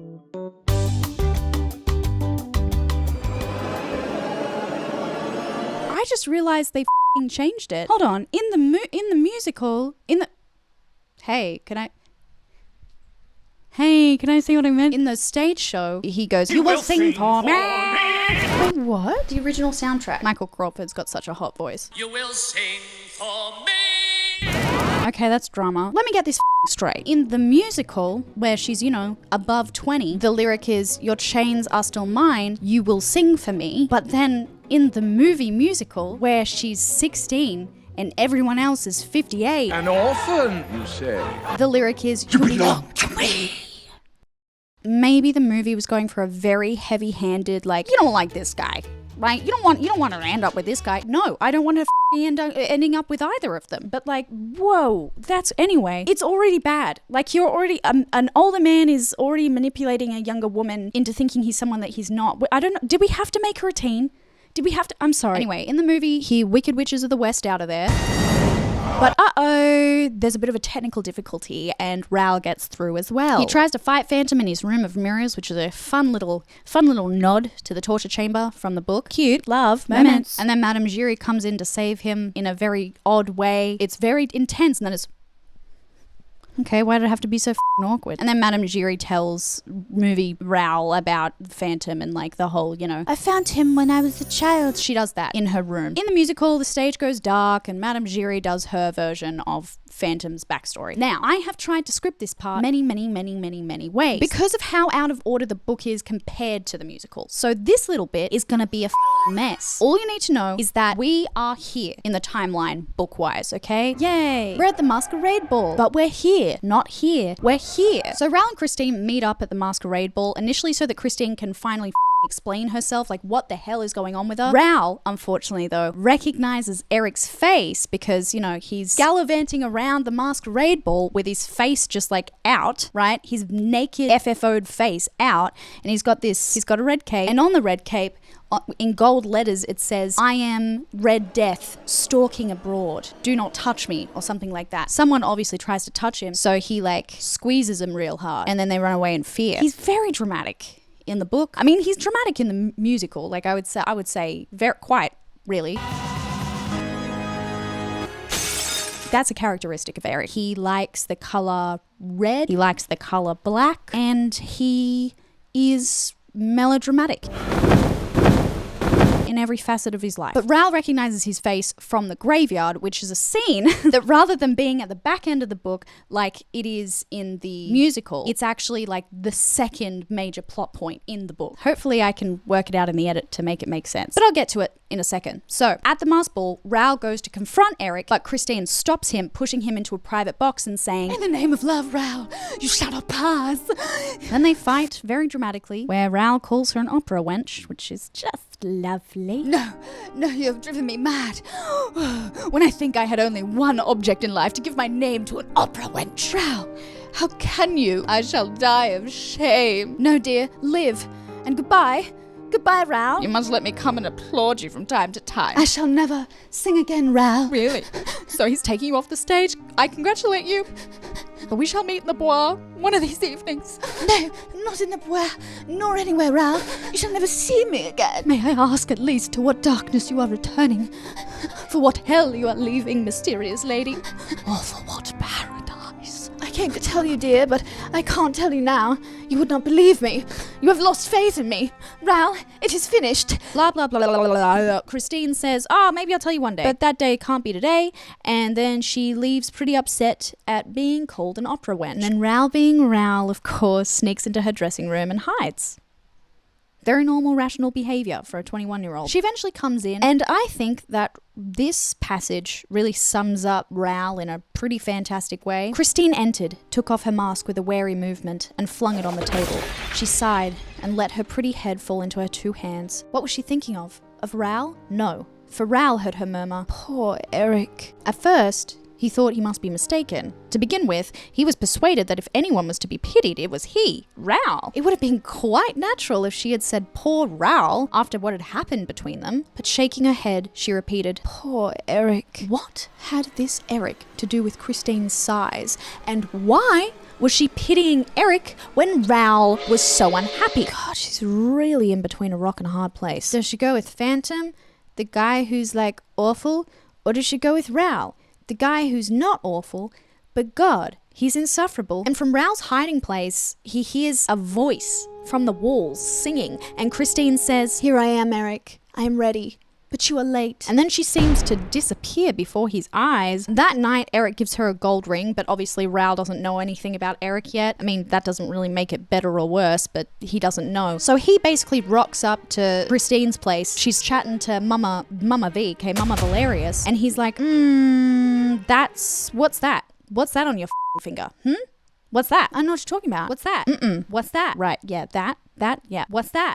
Just a gift. Okay, just a gift. And Raoul's like, well, that's clearly not a gift. Like, I might be stupid, but I'm not dumb. She's like, shh, calm down, okay? Everything's so fine. Don't worry about it. Everything's great. Everything's cool. Everything's fantastic. And, stuff. So I'll see you tomorrow night. Hey, how about I send for you tomorrow night and we'll have a chat there in my dressing room, okay? How about that, all right? Can you just leave now, please? So the next day when they see each other, Raoul's like, oh, by the way, my Arctic expedition has been moved up like to 3 weeks from now. So how about that? And Christine's like, that's great. Oh my God, I can't wait to never see you again. Let's pretend to be engaged. And then the week or so after that happens, that's when the rooftop scene happens. That's when he finds out about the truth of Erik and where she's going, and you know, that she's freaking scared of this guy who keeps like inviting her downstairs to his basement. She doesn't really know what to do. Now, to make this more confusing, okay, let's just jump back over the musical, right? On the back end of the show, let's talk about the graveyard scene. I want to make this as confusing as possible. I don't want you to actually follow the video. In both the musical and the movie, Christine wanders through the graveyard. Oh, wait, no, oh, no, it's not red. Okay, wait. Do I commit to this? I'm committing. POV, or Christine wandering through a graveyard. So, movie and musical, Christine wander through the graveyard where her father is buried and sings Wishing You Were Here to her father's grave, which, you know, is about, you guessed it, wishing he was here. In the musical, it comes after a scene where they're making a plan to catch Phantom. Everyone's kind of pressuring Christine to, like, take part in this thing. And Raoul says that she doesn't have to, okay? She doesn't have to be in Phantom's opera Don Juan Triumphant if she doesn't want to. You don't have to. They can't make you. But then forces her into being in Phantom's opera Don Juan Triumphant even though she doesn't want to. I can't. I won't do it. We shall play his game. Miss Di sings the rain will end. Christine, run. Hey, Christine. Run. Run as fast as you can. Because this is going to spill into other aspects of your life, okay? Bodily autonomy, good luck with that. Is she yours or mine? But back in the graveyard, Phantom rocks up, and he's kind of pretending to be her father's spirit for a second before she actually asks, because she's like singing, so, Dad, is that you? Maybe not like that. She's like, Dad, is that you? And Phantom's like, nah, you can't your dad, but you can me. It's your angel of music, baby. How'd you get so far from my father engaged? And she's like, honestly, I forgot how much your voice bangs. Okay, smash. Yeah, I'm going with him. Yeah. And then Raoul comes in like, no, Christine, you silly bitch. What are you doing? This is why we can't let women vote. Okay, well, he doesn't say that last bit. I don't know. I feel like it's plausible for the anniversary version of Raoul to think things like that. There is no Phantom of the Opera. You know, I'm just yes-ending the energy he's putting down, okay? You can't blame me for going along with what was already established, just expanding the character. And then fireball, they run away and Phantom declares war upon them both. And then in the movie, there's a sword fight that Raoul wins, by the way, which is not canon. Let's be honest, let's be for real, because Phantom is the best at everything except for being hot, including sword fighting, I'm sure. Anyway, Raoul's about to skewer this guy who's been terrorizing and grooming his fiancée since she was 7, when she stops him and is like, no, not like this.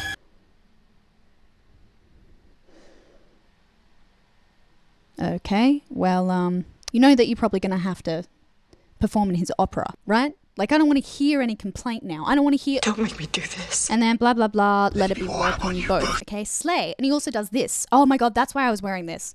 Okay, now I remember, because he goes, doesn't make that noise. He goes, let it be war upon you both. Let it be war upon you both. We're getting out. It's happening. Anyway, back in the book, this scene actually comes way earlier on in the story, as I've said 100 times, and is part of Phantom's, like a big part of Erik's manipulation of Christine. So, let's travel back in time to the first night Christine sang at the gala of the retiring managers. So, now that we've travelled back in time, after the exchange of Raoul and Christine in the dressing room where she didn't really seem that interested in him, instead of leaving well enough alone, he decides to send her many letters. Finally, one day, Christine does reply, but she just simply says that she's going to Perros-Guirec, where they met on holiday so many years ago. She's heading there because that's where her father is buried, with his violin, by the way, and it's the anniversary of his death. So Raoul's like, yeah, she wants me. She wants me so bad. God, she wants me so bad.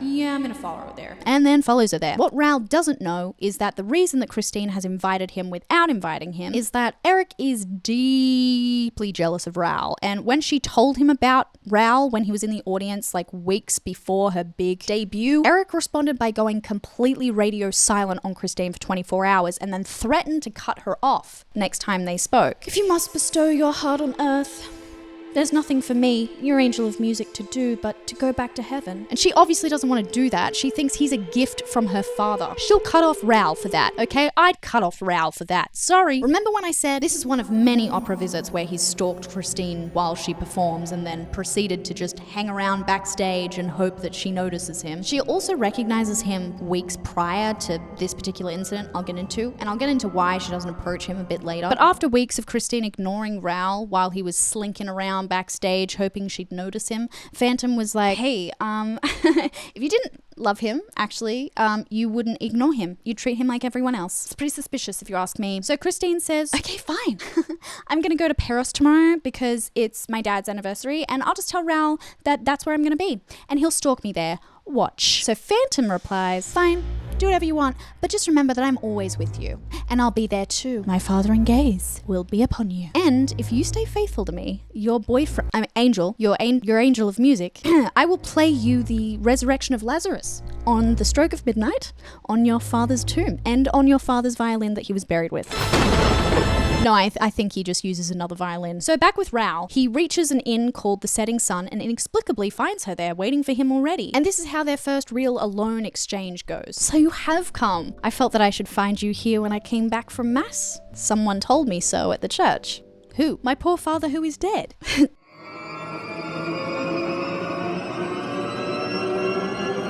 Right. Not off to a great start. Then Raoul says, okay, well, if your father told you that, did he also tell you how I feel about you? Which is that I love you and I cannot live without you? And she's like, I thought you'd just come to, like, reminisce about our childhood and be friends. Misread the situation. Sorry about that. So Raoul says, does this have anything to do with the man's voice that I overheard when I was secretly eavesdropping on you when you were alone in your dressing room after you asked me to leave, you skank whore? Then Christine starts crying and runs away. Later in the graveyard, they cross paths again and she says, listen, Raoul, I've decided to tell you something serious, very serious. Do you remember the legend of the Angel of Music? Oh yeah, I do. Hey, isn't this the place where your father first told it to us? Yes, it's also where he said, when I am in heaven, my child, I will send him to you. Well, Raoul, my father is in heaven, and I have been visited by the Angel of Music. Yeah, 100%. You sing really, really well. I see that. I see that for you. Well, Raoul, that's who you heard in my dressing room the other night. The angel gives me singing lessons in my dressing room every day.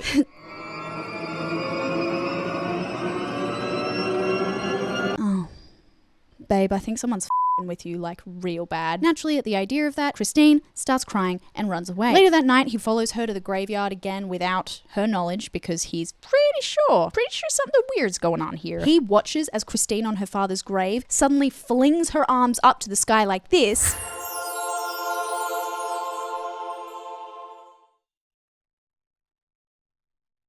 Like this.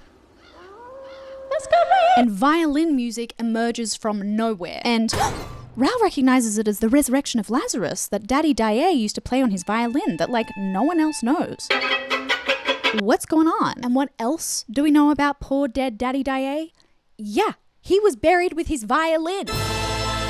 Unfortunately, it's not zombies, it's just Erik behind a pile of bones and skulls. How do we know this hiding place of his? Well, after Christine leaves, Raoul hears Erik chuckling like a psychopath behind the pile of bones and skulls and follows him into a church. Raoul then grabs this guy's cloak, who he doesn't know is Erik, before he can get away, which prompts Erik to turn around to Raoul, who sees, quote, a terrible death's head, which darted a look at me from a pair of scorching eyes. I felt as though I were face to face with Satan, and in the presence of this unearthly apparition, my heart gave way, my courage failed me, and I remember nothing more. Raoul's then found half frozen to death the next day because he literally fainted at Erik's face, okay? This is what we're working with. We're not working with sex god, not even half sex god. Now, remember when I said, and Raoul is literally blubbering at the sight of Christine and her tiny role for reasons I shall get to later. Yeah, this whole thing at the graveyard is why Raoul is crying and blubbering in his box during the Carlotta performance, which, coincidentally, is the same night that she's taken to Phantom's lair for the first time. OMG.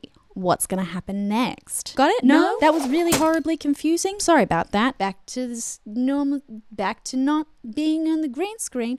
I look really haggard. Hello, welcome back. I will be your angel of music for this evening's performance. I also should probably legally say up front, I'm not the angel of music. I am in fact a man who lives in the walls of your workplace. So, just for legal, just got, So, back in the stage musical and the movie, it is the night of Don Juan Triumphant. Raoul in the musical has organised the police to catch Phantom, and let me tell you, he is unravelling by the moment. But shoot to kill! The Phantom takes advantage of Raoul's mind unspooling and taunts the group by throwing his voice in different directions so they don't know where he is in the theatre. That is until the trigger-happy officer shoots at what he thinks is Phantom and gives up the assassination hiding place. But I don't know what Raoul expected when his assassination instructions were just... Remember, when the time comes, shoot, but shoot to kill. How'll I know, sir? You'll know. He didn't know though, did he? And then he got mad at him. Idiot! I said only when the time comes! How'll I know, sir? You'll know. That's not good leader material, Raoul. Anyway, the show begins. In the book, we're on the way down from the rooftop scene, right? Remember how we were there? Picture it. A man who lives in a palace underground. And he gave a leer. Remember how we were last on the rooftop chronologically? No, I've done a poor job at explaining this? Great, cool. Glad we're on the same page. It's only my third video ever. Please give me a break. Please, I'm still learning. So Christine has just told Raoul about Phantom and they're planning to run away together the next night after she sings in Faust. But she's realized she's lost her ring that Erik gave her and starts freaking out because when he gave it to her, he said, I give you back your liberty, Christine, on condition that this ring is always on your finger. As long as you keep it, you'll be protected against all danger and Erik will remain your friend. But woe to you if you ever part with it, for Erik will have his revenge. Healthy way to build a relationship. Also, pick a point of view, Erik, first, second, or third. That night when Raoul goes home, he thinks that he sees Phantom in his bedroom. So what does he do? Yeah, he shoots at it. Okay, gets his little gun, he goes... Idiot! And when he turns on the light, he finds blood on the balcony outside his window that weirdly trails up the gutter spout.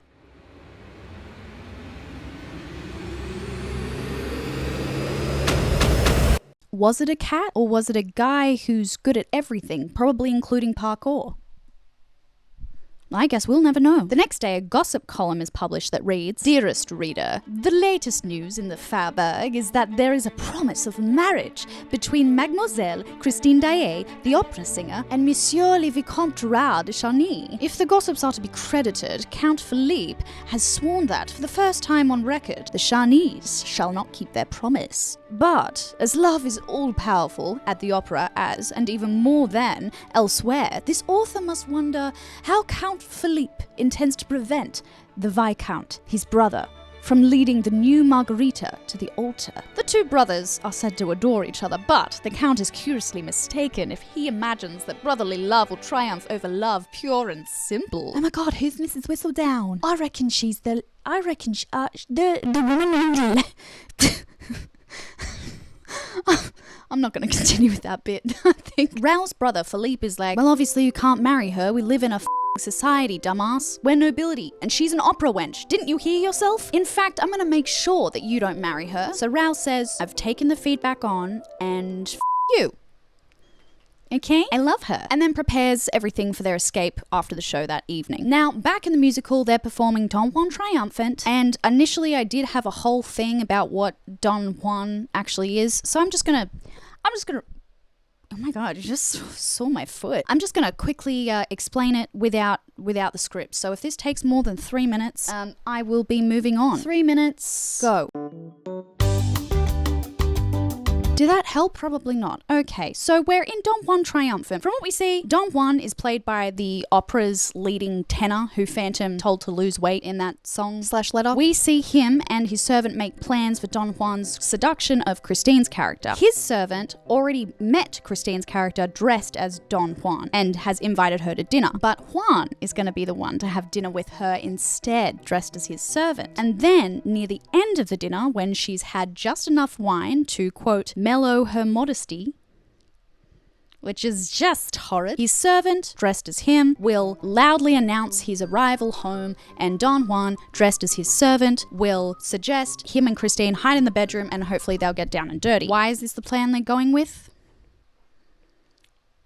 I don't know. Now, while Erik in the book doesn't burst into the Masquerade Ball and demand that everyone participate in his newly finished opera, Don Juan Triumphant is still Phantom's masterpiece that he works on for weeks at a time without sleeping or eating, allegedly. His whole thing in the book when explaining it to Christine is that he's been working on it for 20 years, and that once it's complete, he has decided he's going to take it to his canopied coffin bed and never wake up again. And later, when we hear from the Persian's point of view about the time that he actually finally found the second entrance into Erik's lair that wasn't via the lake, shortly before Christine's final abduction, he actually heard Erik composing some of Don Juan Triumphant and exclaiming, "It must be finished first. Quite finished." But why does it have to be finished if he just wants to die afterwards? Well, there's two reasons. One, he wanted to finish Don Juan Triumphant, which was his pain from his life prior to Christine, before he embarked upon a new one with her. Second reason, if she didn't say yes to starting a new life with him, he was planning on blowing up the opera house mid-performance of a packed, sold-out show with him and Christine inside. So he did need to finish it just in case he died, but I'll get to that in a minute. Now, back in the movie and the musical, in both, just as Don Juan goes backstage to slip into his disguise, bam! Killed. Raoul taken over by Phantom. Uh-oh, what's gonna happen? In the musical, this man is covered, sure, but his voice is not the same as the guy we were listening to 3 seconds ago. Is this what it's like to not live with anxiety? Hello, remember the guy you were shooting at before? Ah, idiot! Shooting to kill? Shoot to kill! In the movie, it's far worse, because you can straight up see his face. And honey, I know, sometimes those theatre lights are bright on stage, okay? I get it. But Raoul's been face to face with this guy at this point. He's in the audience. He can see what is happening. Anyway, they go on to sing the real horny song of the show, other than Music of the Night. Other than Wandering Child? How'd you get so far from a fathering gaze? And depending on what production you watch, Phantom touches Christine in a way that's reminiscent of other points in the musical, specifically in Music of the Night. And that's basically when she's like, this feels familiar. Where have I felt this before? Oh, that's right. In the lair of that sewer-dwelling gentleman who is currently forcing me to perform in his opera. That's who I've been touched by like this. Now I remember. How could you forget? How could you ever forget? So anyway, they sing the horny song, and Raoul in the movie is giving. He's disgusted. He's horrified. He's serving actor, okay? He's acting. Then Christine unmasks him twice in the stage show, and then once in the movie. And then he kidnaps her. You win some, you lose some, you know? The chandelier is dropped as a distraction in the movie. They just run away down that path into darkness deep as... Sorry, I didn't quite catch that. Could you repeat that? Yeah, don't watch the movie and then the anniversary recording back to back. That's what I did, and I had a very rude shock. Back in the book, remember, it's not Don Juan Triumphant, it's just another night performing Faust, the opera that Christine has been singing in while replacing Carlotta like the whole time. When Christine goes on stage, the audience is pretty cold because of Lady Whistledown's column. She's not in high society, but has somehow managed to snag a big rich man, so it's drama, you know, the 1800s Parisian drama of it all. Just as Christine has her arms outstretched like this, and sings the refrain, "My spirit longs with thee to rest." Bam, lights, cut. Bam, lights back on. Bam, holy f***ing shit. Christine's disappeared from the stage and now everyone's freaking the out. Oh my gosh, suspense, what's gonna happen? Too bad, we'll find out later because now we're back in the movie and musical. Raoul has been taken by Madame Giry to the banks of Phantom's lake house, but she doesn't want to go any further. This is as far as I dare go. Because she's a f***ing coward. In the stage show, Raoul just kinda walks on in there and walks in on Phantom and Christine having a rough wedding day. Let's just say that, okay? She's wearing the wedding dress from the sex doll and she's not enjoying it. Not at all. Phantom says, I'm too fuggo for society and I want to be married and normal, so I will be taking both things by force. And Christine replies, actually the real fuggo in the situation right now is your actions. Yeah, that's right. Your actions are actually the most uggo fuggo thing in this room right now. Not your face, your actions. Gross soul, Ew. You think your face is ugly? I'm seeing your soul. Yuck. Also in the movie, Phantom gives her his engagement ring in his lair, and it's like a real engagement ring too, rather than the one off his hand. He must have paid a pretty penny for that one. That looks spenny. Raoul also braves it like in the musical, but he falls through a trapdoor into water where a grate starts coming down and threatening to drown him, and he's like, oh no, don't drown me. And we get some very early 2000s slow-mo in a slow frame rate. Luckily, Patrick Wilson escapes, so he can play the sexiest paranormal fighting father figure in film today in the Conjuring series, thank gosh, thank the Lord, and makes it to the lair. Now I have a confession to make. This is the second time in the movie I'm kinda into Gerard Butler. I like the way he walks through that water towards Patrick Wilson. I don't know why, I can't explain it, but it's visceral, real, and borderline sexy. Anyway, in both the adaptations he Punjab lassos Raoul, and Phantom says, okay, well, it's either me or him, right? Either you marry me, and he lives, or you choose him and he dies, okay? This is the point of no return. Well, when you're singing at me like that. Now, the book is, you know, it's just going to be completely different, right? Like, you just know. You just know. So after Christine disappears, Raoul rushes the stage knowing Erik took her. He starts running around like a headless chook, asking people if they know where this particular entrance to the underground lake is, but no one knows, okay? No one knows what he's talking about. When he comes back and ventures backstage, he's introduced to the police commissioner who has come to investigate the disappearance. They go to the manager's office, who the entire performance have been trying to work out how Phantom gets his salary. You see, the last time they'd given him his salary, they tried to outsmart him. They had given the envelope of money to Madame Giry, who put it in box 5 during a performance. Phantom had specified he wanted it placed. They watched the envelope and the box the entire time during the performance from a different vantage point and did not see it move once. When they go to check the envelope in box 5, like, it's still sealed, so they're like, okay, well, we've got our money still, slay. They open it up. Oh, they're fake banknotes. He's gotten one over on us. So this time, the night that Christine disappears, they bring Madame Giry into the office while the performance is happening to question her. So, as it turns out, Madame Giry and Erik have a pretty slick operation going on. First of all, Madame Giry had no idea that the envelope contained a crap ton of money. All right, she just does what the ghosts and the managers tell her, okay? No questions asked, because Meg is going to be an empress one day, remember? What happens is that Madame Giry puts the original envelope that the managers give her up her sleeve, and she replaces it in box 5 with an identical envelope that the ghost provides her, like with the manager's seal and everything. And this envelope is the one that has the fake banknotes in it. Sleight of hand, baby. She then finds an opportunity to slip the original envelope into the tailcoat pocket of one of the managers. And then from there, where the money goes, well, that's what the managers are trying to work out. When does the perpetrator take the money? At this point, the managers are starting to turn on each other. You took it. No, you took it. No, you took it. No, you took it. No, you took it. No, you took it. No, you took it. No, you took it. You get it. It's a game of suspicion. At intermission that night, before Christine went missing, they create quite the spectacle of retracing every step that B1 made the previous night that the money went missing from his coat pocket, while B2 keeps his eyes on the pocket the whole time, you know, keeping his eyes peeled.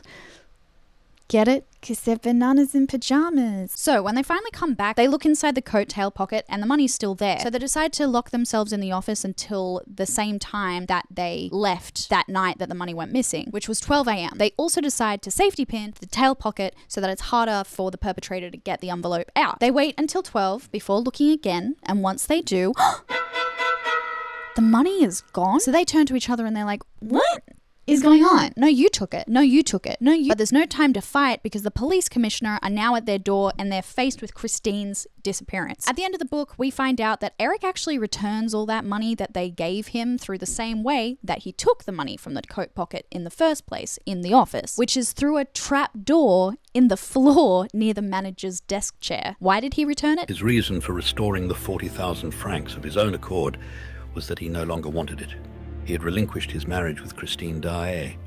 He had relinquished everything above the surface of the earth. But I'm getting ahead of myself. Just before Raoul gets dragged into the office with the police commissioner, he gets stopped by the Persian, who seemed to materialize from nowhere, who tells him Erik's secrets concern no one but himself.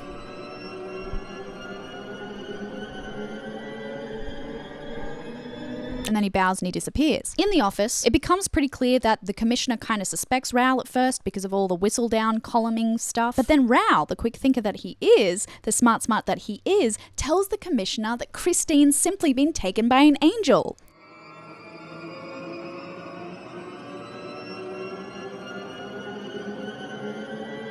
Problem solved. The police commissioner now thinks he's off his rocker. There is no way that this man is orchestrating that. What just happened in there, Raoul is not doing because he's off the rails. Not too long after that, a detective comes in to inform them that Raoul's brother, Philippe's carriage has gone missing and it's been seen heading out of Paris. So now everyone thinks that Philippe has taken Christine to prevent Raoul marrying her or courting her further. Raoul completely loses his mind for a second. Oh, that must be it. Not the psycho in the basement. Not the psycho in the basement. My brother. My brother's the culprit, of course. And then he rushes out to chase after him. After Raoul leaves, the police commissioner turns to everyone else in the office. Bye, Raoul. Bye.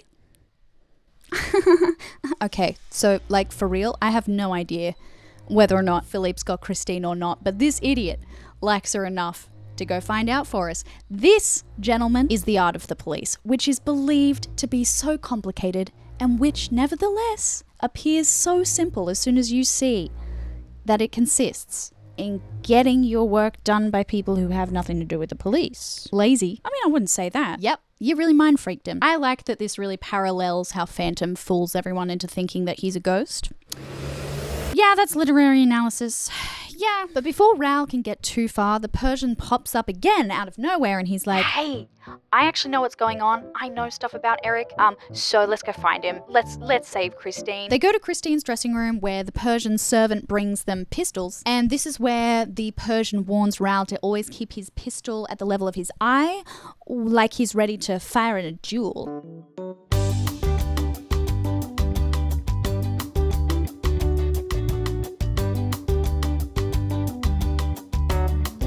From Christine's dressing room, they proceed to go through Erik's mirror door thing down his passageways, where they pass the rat catcher and get covered in rats for a sec, which sounds f***ing horrifying. And the little waves passed between their legs, climbing up their legs irresistibly, and Raoul and the Persian could no longer restrain their cries of horror, dismay and pain, nor could they continue to hold their hands at the level of their eyes. Their hands went down to their legs to push back the waves, which were full of little legs and nails and claws and teeth. Oh my, that's foul. No thanks. And then remember before when I said, and later when we hear from the Persian's point of view about the time that he actually finally found the second entrance into Erik's lair that wasn't via the lake, well, the Persians never explored the entrance fully because he didn't want to be found out by Erik, so they take a chance and accidentally drop into that torture chamber I was talking about before. So it turns out, okay, funnily enough, Erik has built his own torture chamber inside his house on the lake, which is a bit weird, a bit quirky, and it's making me think that it might have taken a little more than 5 days for Christine to think that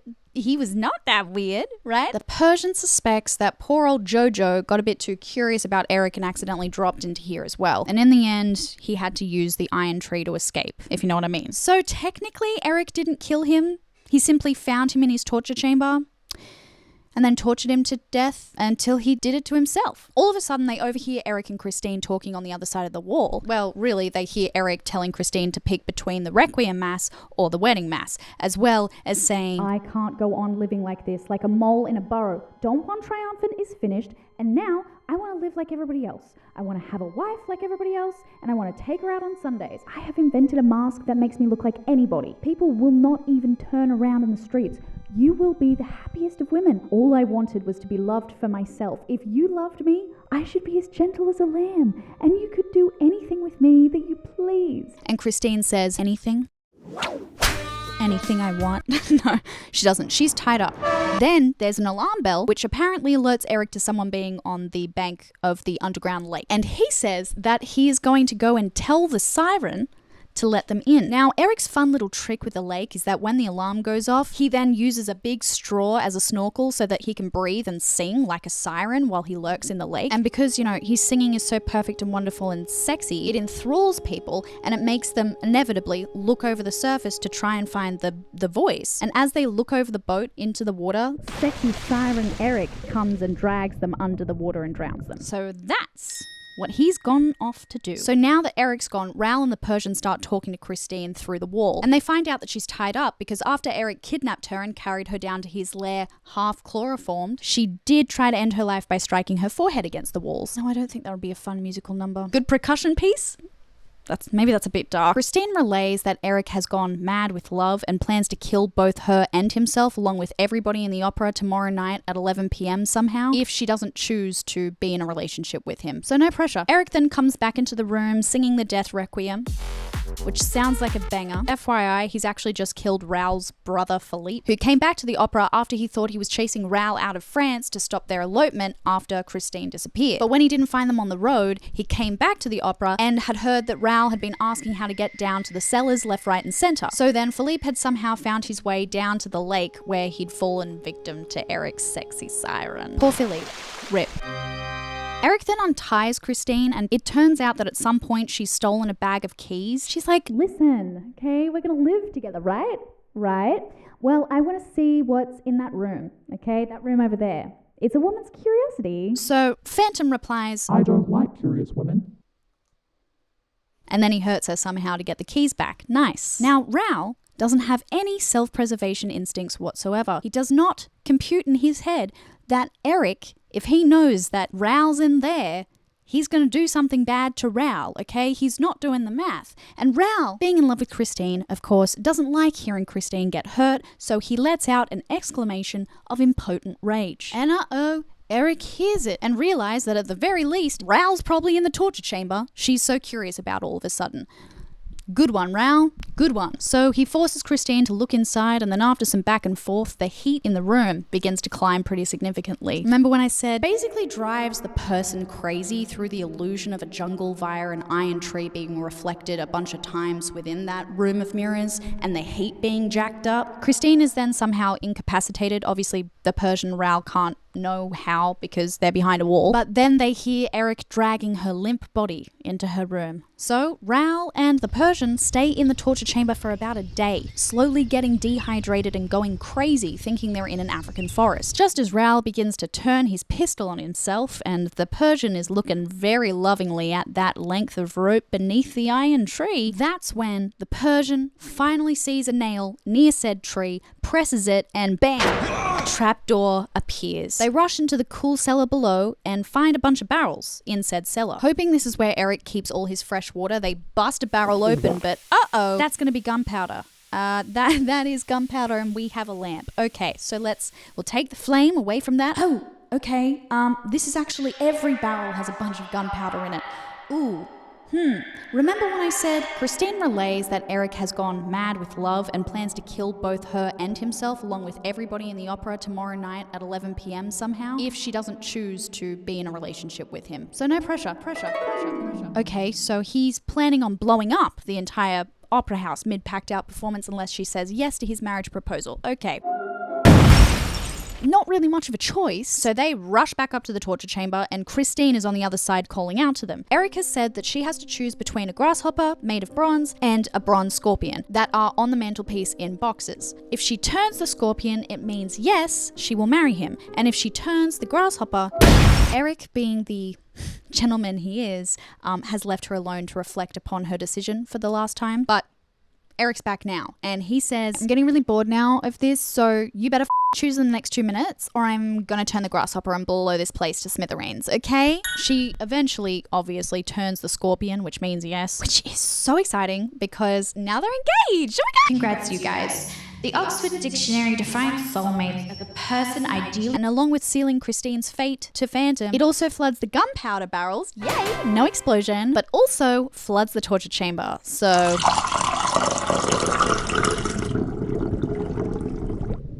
Bye, guys. Back in the movie and the musical, Raoul, Christine, and Phantom are all singing at each other like, no, don't just marry this to save me. And then Christine joins an empty corporate campaign for depression. You are not alone. And does some charity work. Raoul is now truly getting cocked and hating it. But she kisses Phantom so good that he's like, oh, that's what all it was? That's what everyone keeps getting? Okay, that was enough physical intimacy for a lifetime. I'll let you go now. And yeah, he's also moved by her kindness and he realizes that, being in love means making sacrifices. You want the other person to be happy, even if it means that it's not with you. Blah, blah, blah. Boring. You know the drill. You know the theme here. It's funnier to think that she was not a good kisser. Then after that massive explosion of emotion, that stupid monkey starts playing Masquerade on its own. Mind you, I would not be getting close to it. I'd be like, oh, I have Annabelle. Annabelle has found me at last. I guess I'm gonna need Patrick Wilson to help me. But then, Christine has come back to have intercourse? And I took you. I bet you with a knee. No, not yet. Okay, just kidding. She's just here to return the ring. Let me tell you, in the stage show, there are a few variations of this scene that affect me in such a viscerally violent, emotional way. Like in the 25th anniversary performance, it devastates me because of the raw emotion between the characters. But this Earl Carpenter one, the first time I saw it, straight up took me out for a week, almost. His version is that Erik misunderstands why Christine comes back and thinks that Christine is coming back for him and choosing him. Okay, me.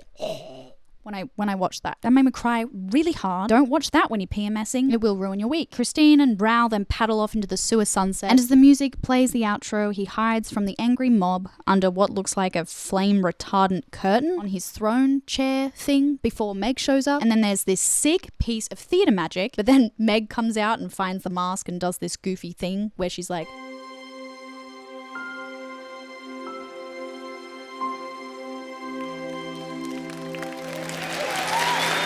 and you best believe that I am crying. I am sobbing. I am very grateful that I am experiencing this alone in my home and not in a theatre with the public while I scream. It's a great overall ending. It's ambiguous. It's true to the characters' emotional arcs. With a perfect ending like that, there's just no way that Christine would come back very shortly after this on the night before her wedding and have intimate relations with Phantom, where, you know, they did it again and again. And then Phantom leaves her before she wakes up, so then she has to go back to Raoul for 10 years because, you know, she's pregnant. And in the meantime, Phantom moves to America and starts a sideshow on Coney Island where Christine happens to be performing for his competitor. So he tricks her into performing for him again, and he's really been thinking about her for a long time. It also turns out that Raoul's actually a gambling addict and an alcoholic who, isn't even the father of his and Christine's child, who's... And how long has it been since Christine and Phantom had their wild night of passion? Andrew Lloyd Webber wouldn't write a musical about that. That'd be crazy. In the movie, everything kind of happens the same way, except Christine forgets to lip sync on the way out and Phantom has a tantrum and escapes through a CGI mirror. Meg still finds the mask, but we go back to black and white land where old Raoul is at dead Christine's grave. He puts the music box on her grave, which, you know, why would you put something on her grave that represents a man who terrorized her and almost killed you, Mr. Vicomte de Chagny? Okay, Mr. Vicomte de Chagny, I think you need to be in a home now because that's senile. Raoul then sees a rose with a black bow and the ring that Phantom gave Christine when, you know, he was forcing her hand in marriage. Who says romance is dead? The end. In the book, well, you know what I'm going to say? None of that happens. No. Next thing that Persian remembers after, you know, almost drowning to death in a torture chamber that was dehydrating them initially, so it's kind of fun contrast there. But the next thing he knows, he's waking up in the house on the lake, lying in a bed, not dead, from drowning in the torture chamber. What's going on? Raoul is adjacent to him, still asleep, and Erik says he'll bring them up back to the surface to please my wife. Christine's kind of wandering around. She seems content, but doesn't talk to the Persian when he tries to converse with her. The last thing that Erik says to the Persian before he passes out again, he's advising him to not speak to his wife again, nor to anyone else, because it might be very bad to everybody's health. I don't know what he meant by that, but I would not be talking to anyone. All right, I just escaped from a torture chamber that was killing me one way and then killing me another, okay? I'm just grateful to be here. The next thing the Persian knows, he's waking up in his own room. Apparently, Erik dropped his passed out ass at his front door and ding-dong ditched. He asks his servant about Raoul, but apparently no one has seen him since that night at the opera, which is making the Persian a little bit suspicious. Not too long after that, Erik actually comes to visit the Persian in his home, and girl, he looks really bad. Like, he looks really bad. He looks terrible. He looks a right mess. He looks awful. Which is saying something because remember, he's Fuggo #1 and literally made Raoul faint. He's shaky and weak and he's blubbering like nothing else. What the is going on? The Persian says, you killed Count Philippe, didn't you? You disgusting Erik says, me? No. He heard the sirens sing and had a very, very bad accident.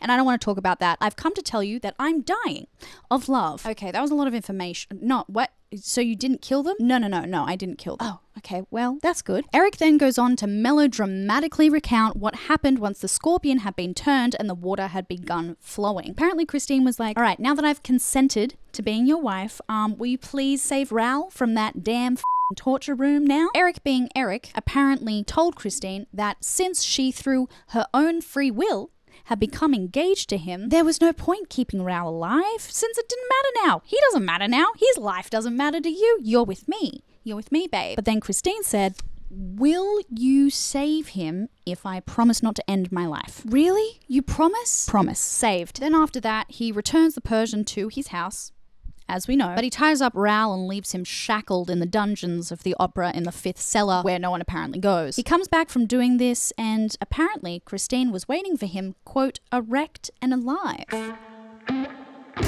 Now, this is the big kiss difference. He approaches her slowly and timidly and kisses her on the forehead, not on his big sexy lips. Not on his big sexy lips. She does not move away or flinch, and he is so overtaken by the fact that any woman would let him touch them in this way that he falls to his knees in front of her and kisses her feet while bawling his eyes out. She's also crying, so her tears fall on Erik's head and drip under his mask, so Erik takes his mask off as to not smudge or smear the tears that have dripped on him, trying to save them on his skin and on his lips and in his mouth. She doesn't run away at his ugliness, and she doesn't die the way that he was apparently afraid she might, and they just weep together while she murmurs, poor unhappy Erik. And then she takes his hand in hers for the first time, voluntarily. After the hand holding and the forehead kissing experience, Erik truly believes that he has, quote, tasted all the happiness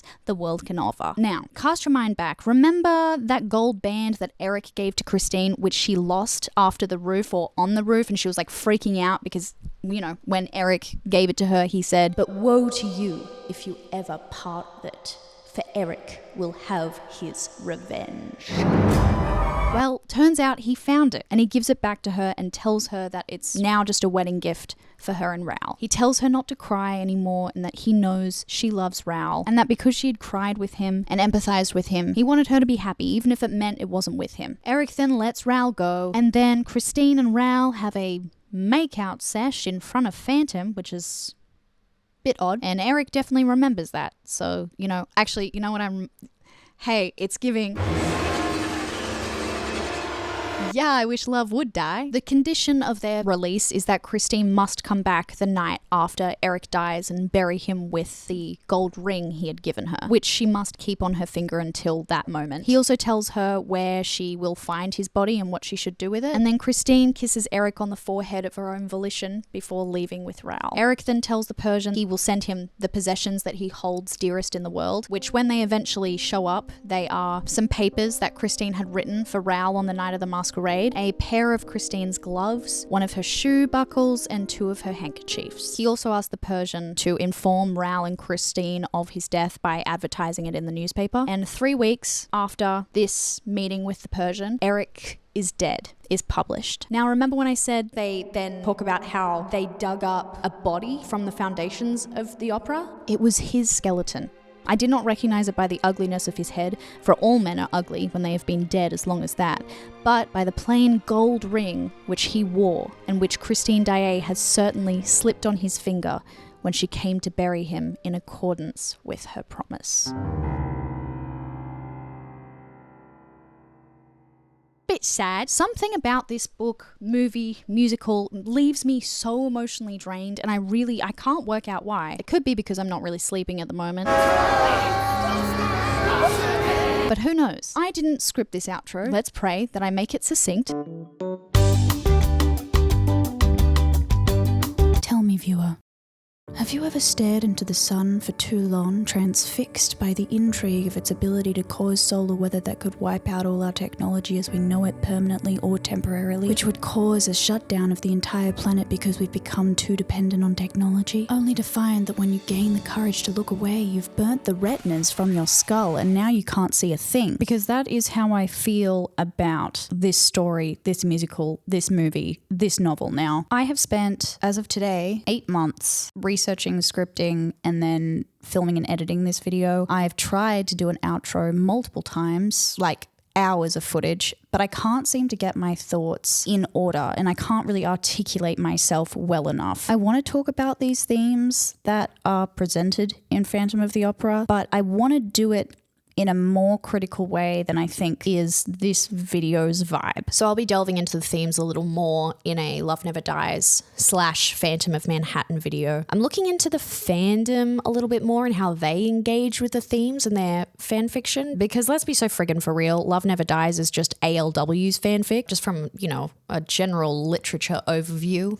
point of view. I have already found an archaic fan theory that the 2004 movie has a secret plot in it where Christine and Phantom are the king and queen of music, and Phantom is also being taken over by a demon. Raoul is Erik's brother as well, so Erik is like Count de Chani, and they exercise like Christine or Raoul, someone exercises Erik of the demon of the Phantom in the end, I don't know. And then Christine and Erik are together at the end. And it is genuinely, and I mean this seriously, it is only based on light flares, lyrics that were written more than a decade earlier, and delusion. It's one of the best uses of someone's brain I have ever seen. I'm not saying I'm not a fan of the musical, I am, but it's just, I was just never on the internet when, you know, everything was popping off. So this is all relatively new to me. So I guess when it comes to engaging in the themes for right now with this vibe of video, I find it very interesting how differently this story is told through the medium of musical theatre. It raises questions about how does the stylization of a narrative potentially romanticize aspects of a story. Things like the fantastic spectacle of everything that's happening on stage and the brilliance of some of the performances that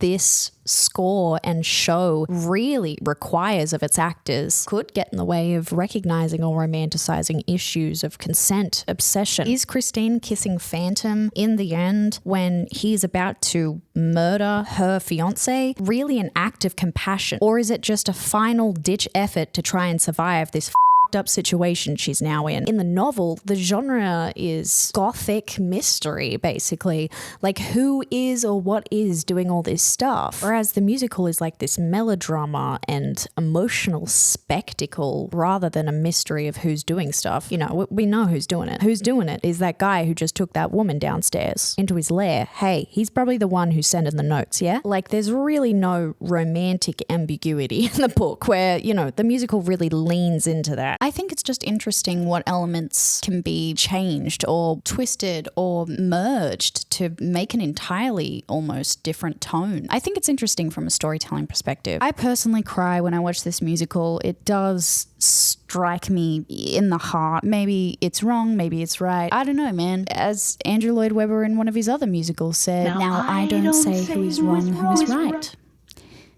That's a Joseph and the Technicolor Dreamcoat reference. That's fine. Anyway, I'll see you guys later. Thanks, guys. And here's a silly little clip from my first attempt at filming an outro. And if you're one of my 5,000 subscribers, thank you, by the way.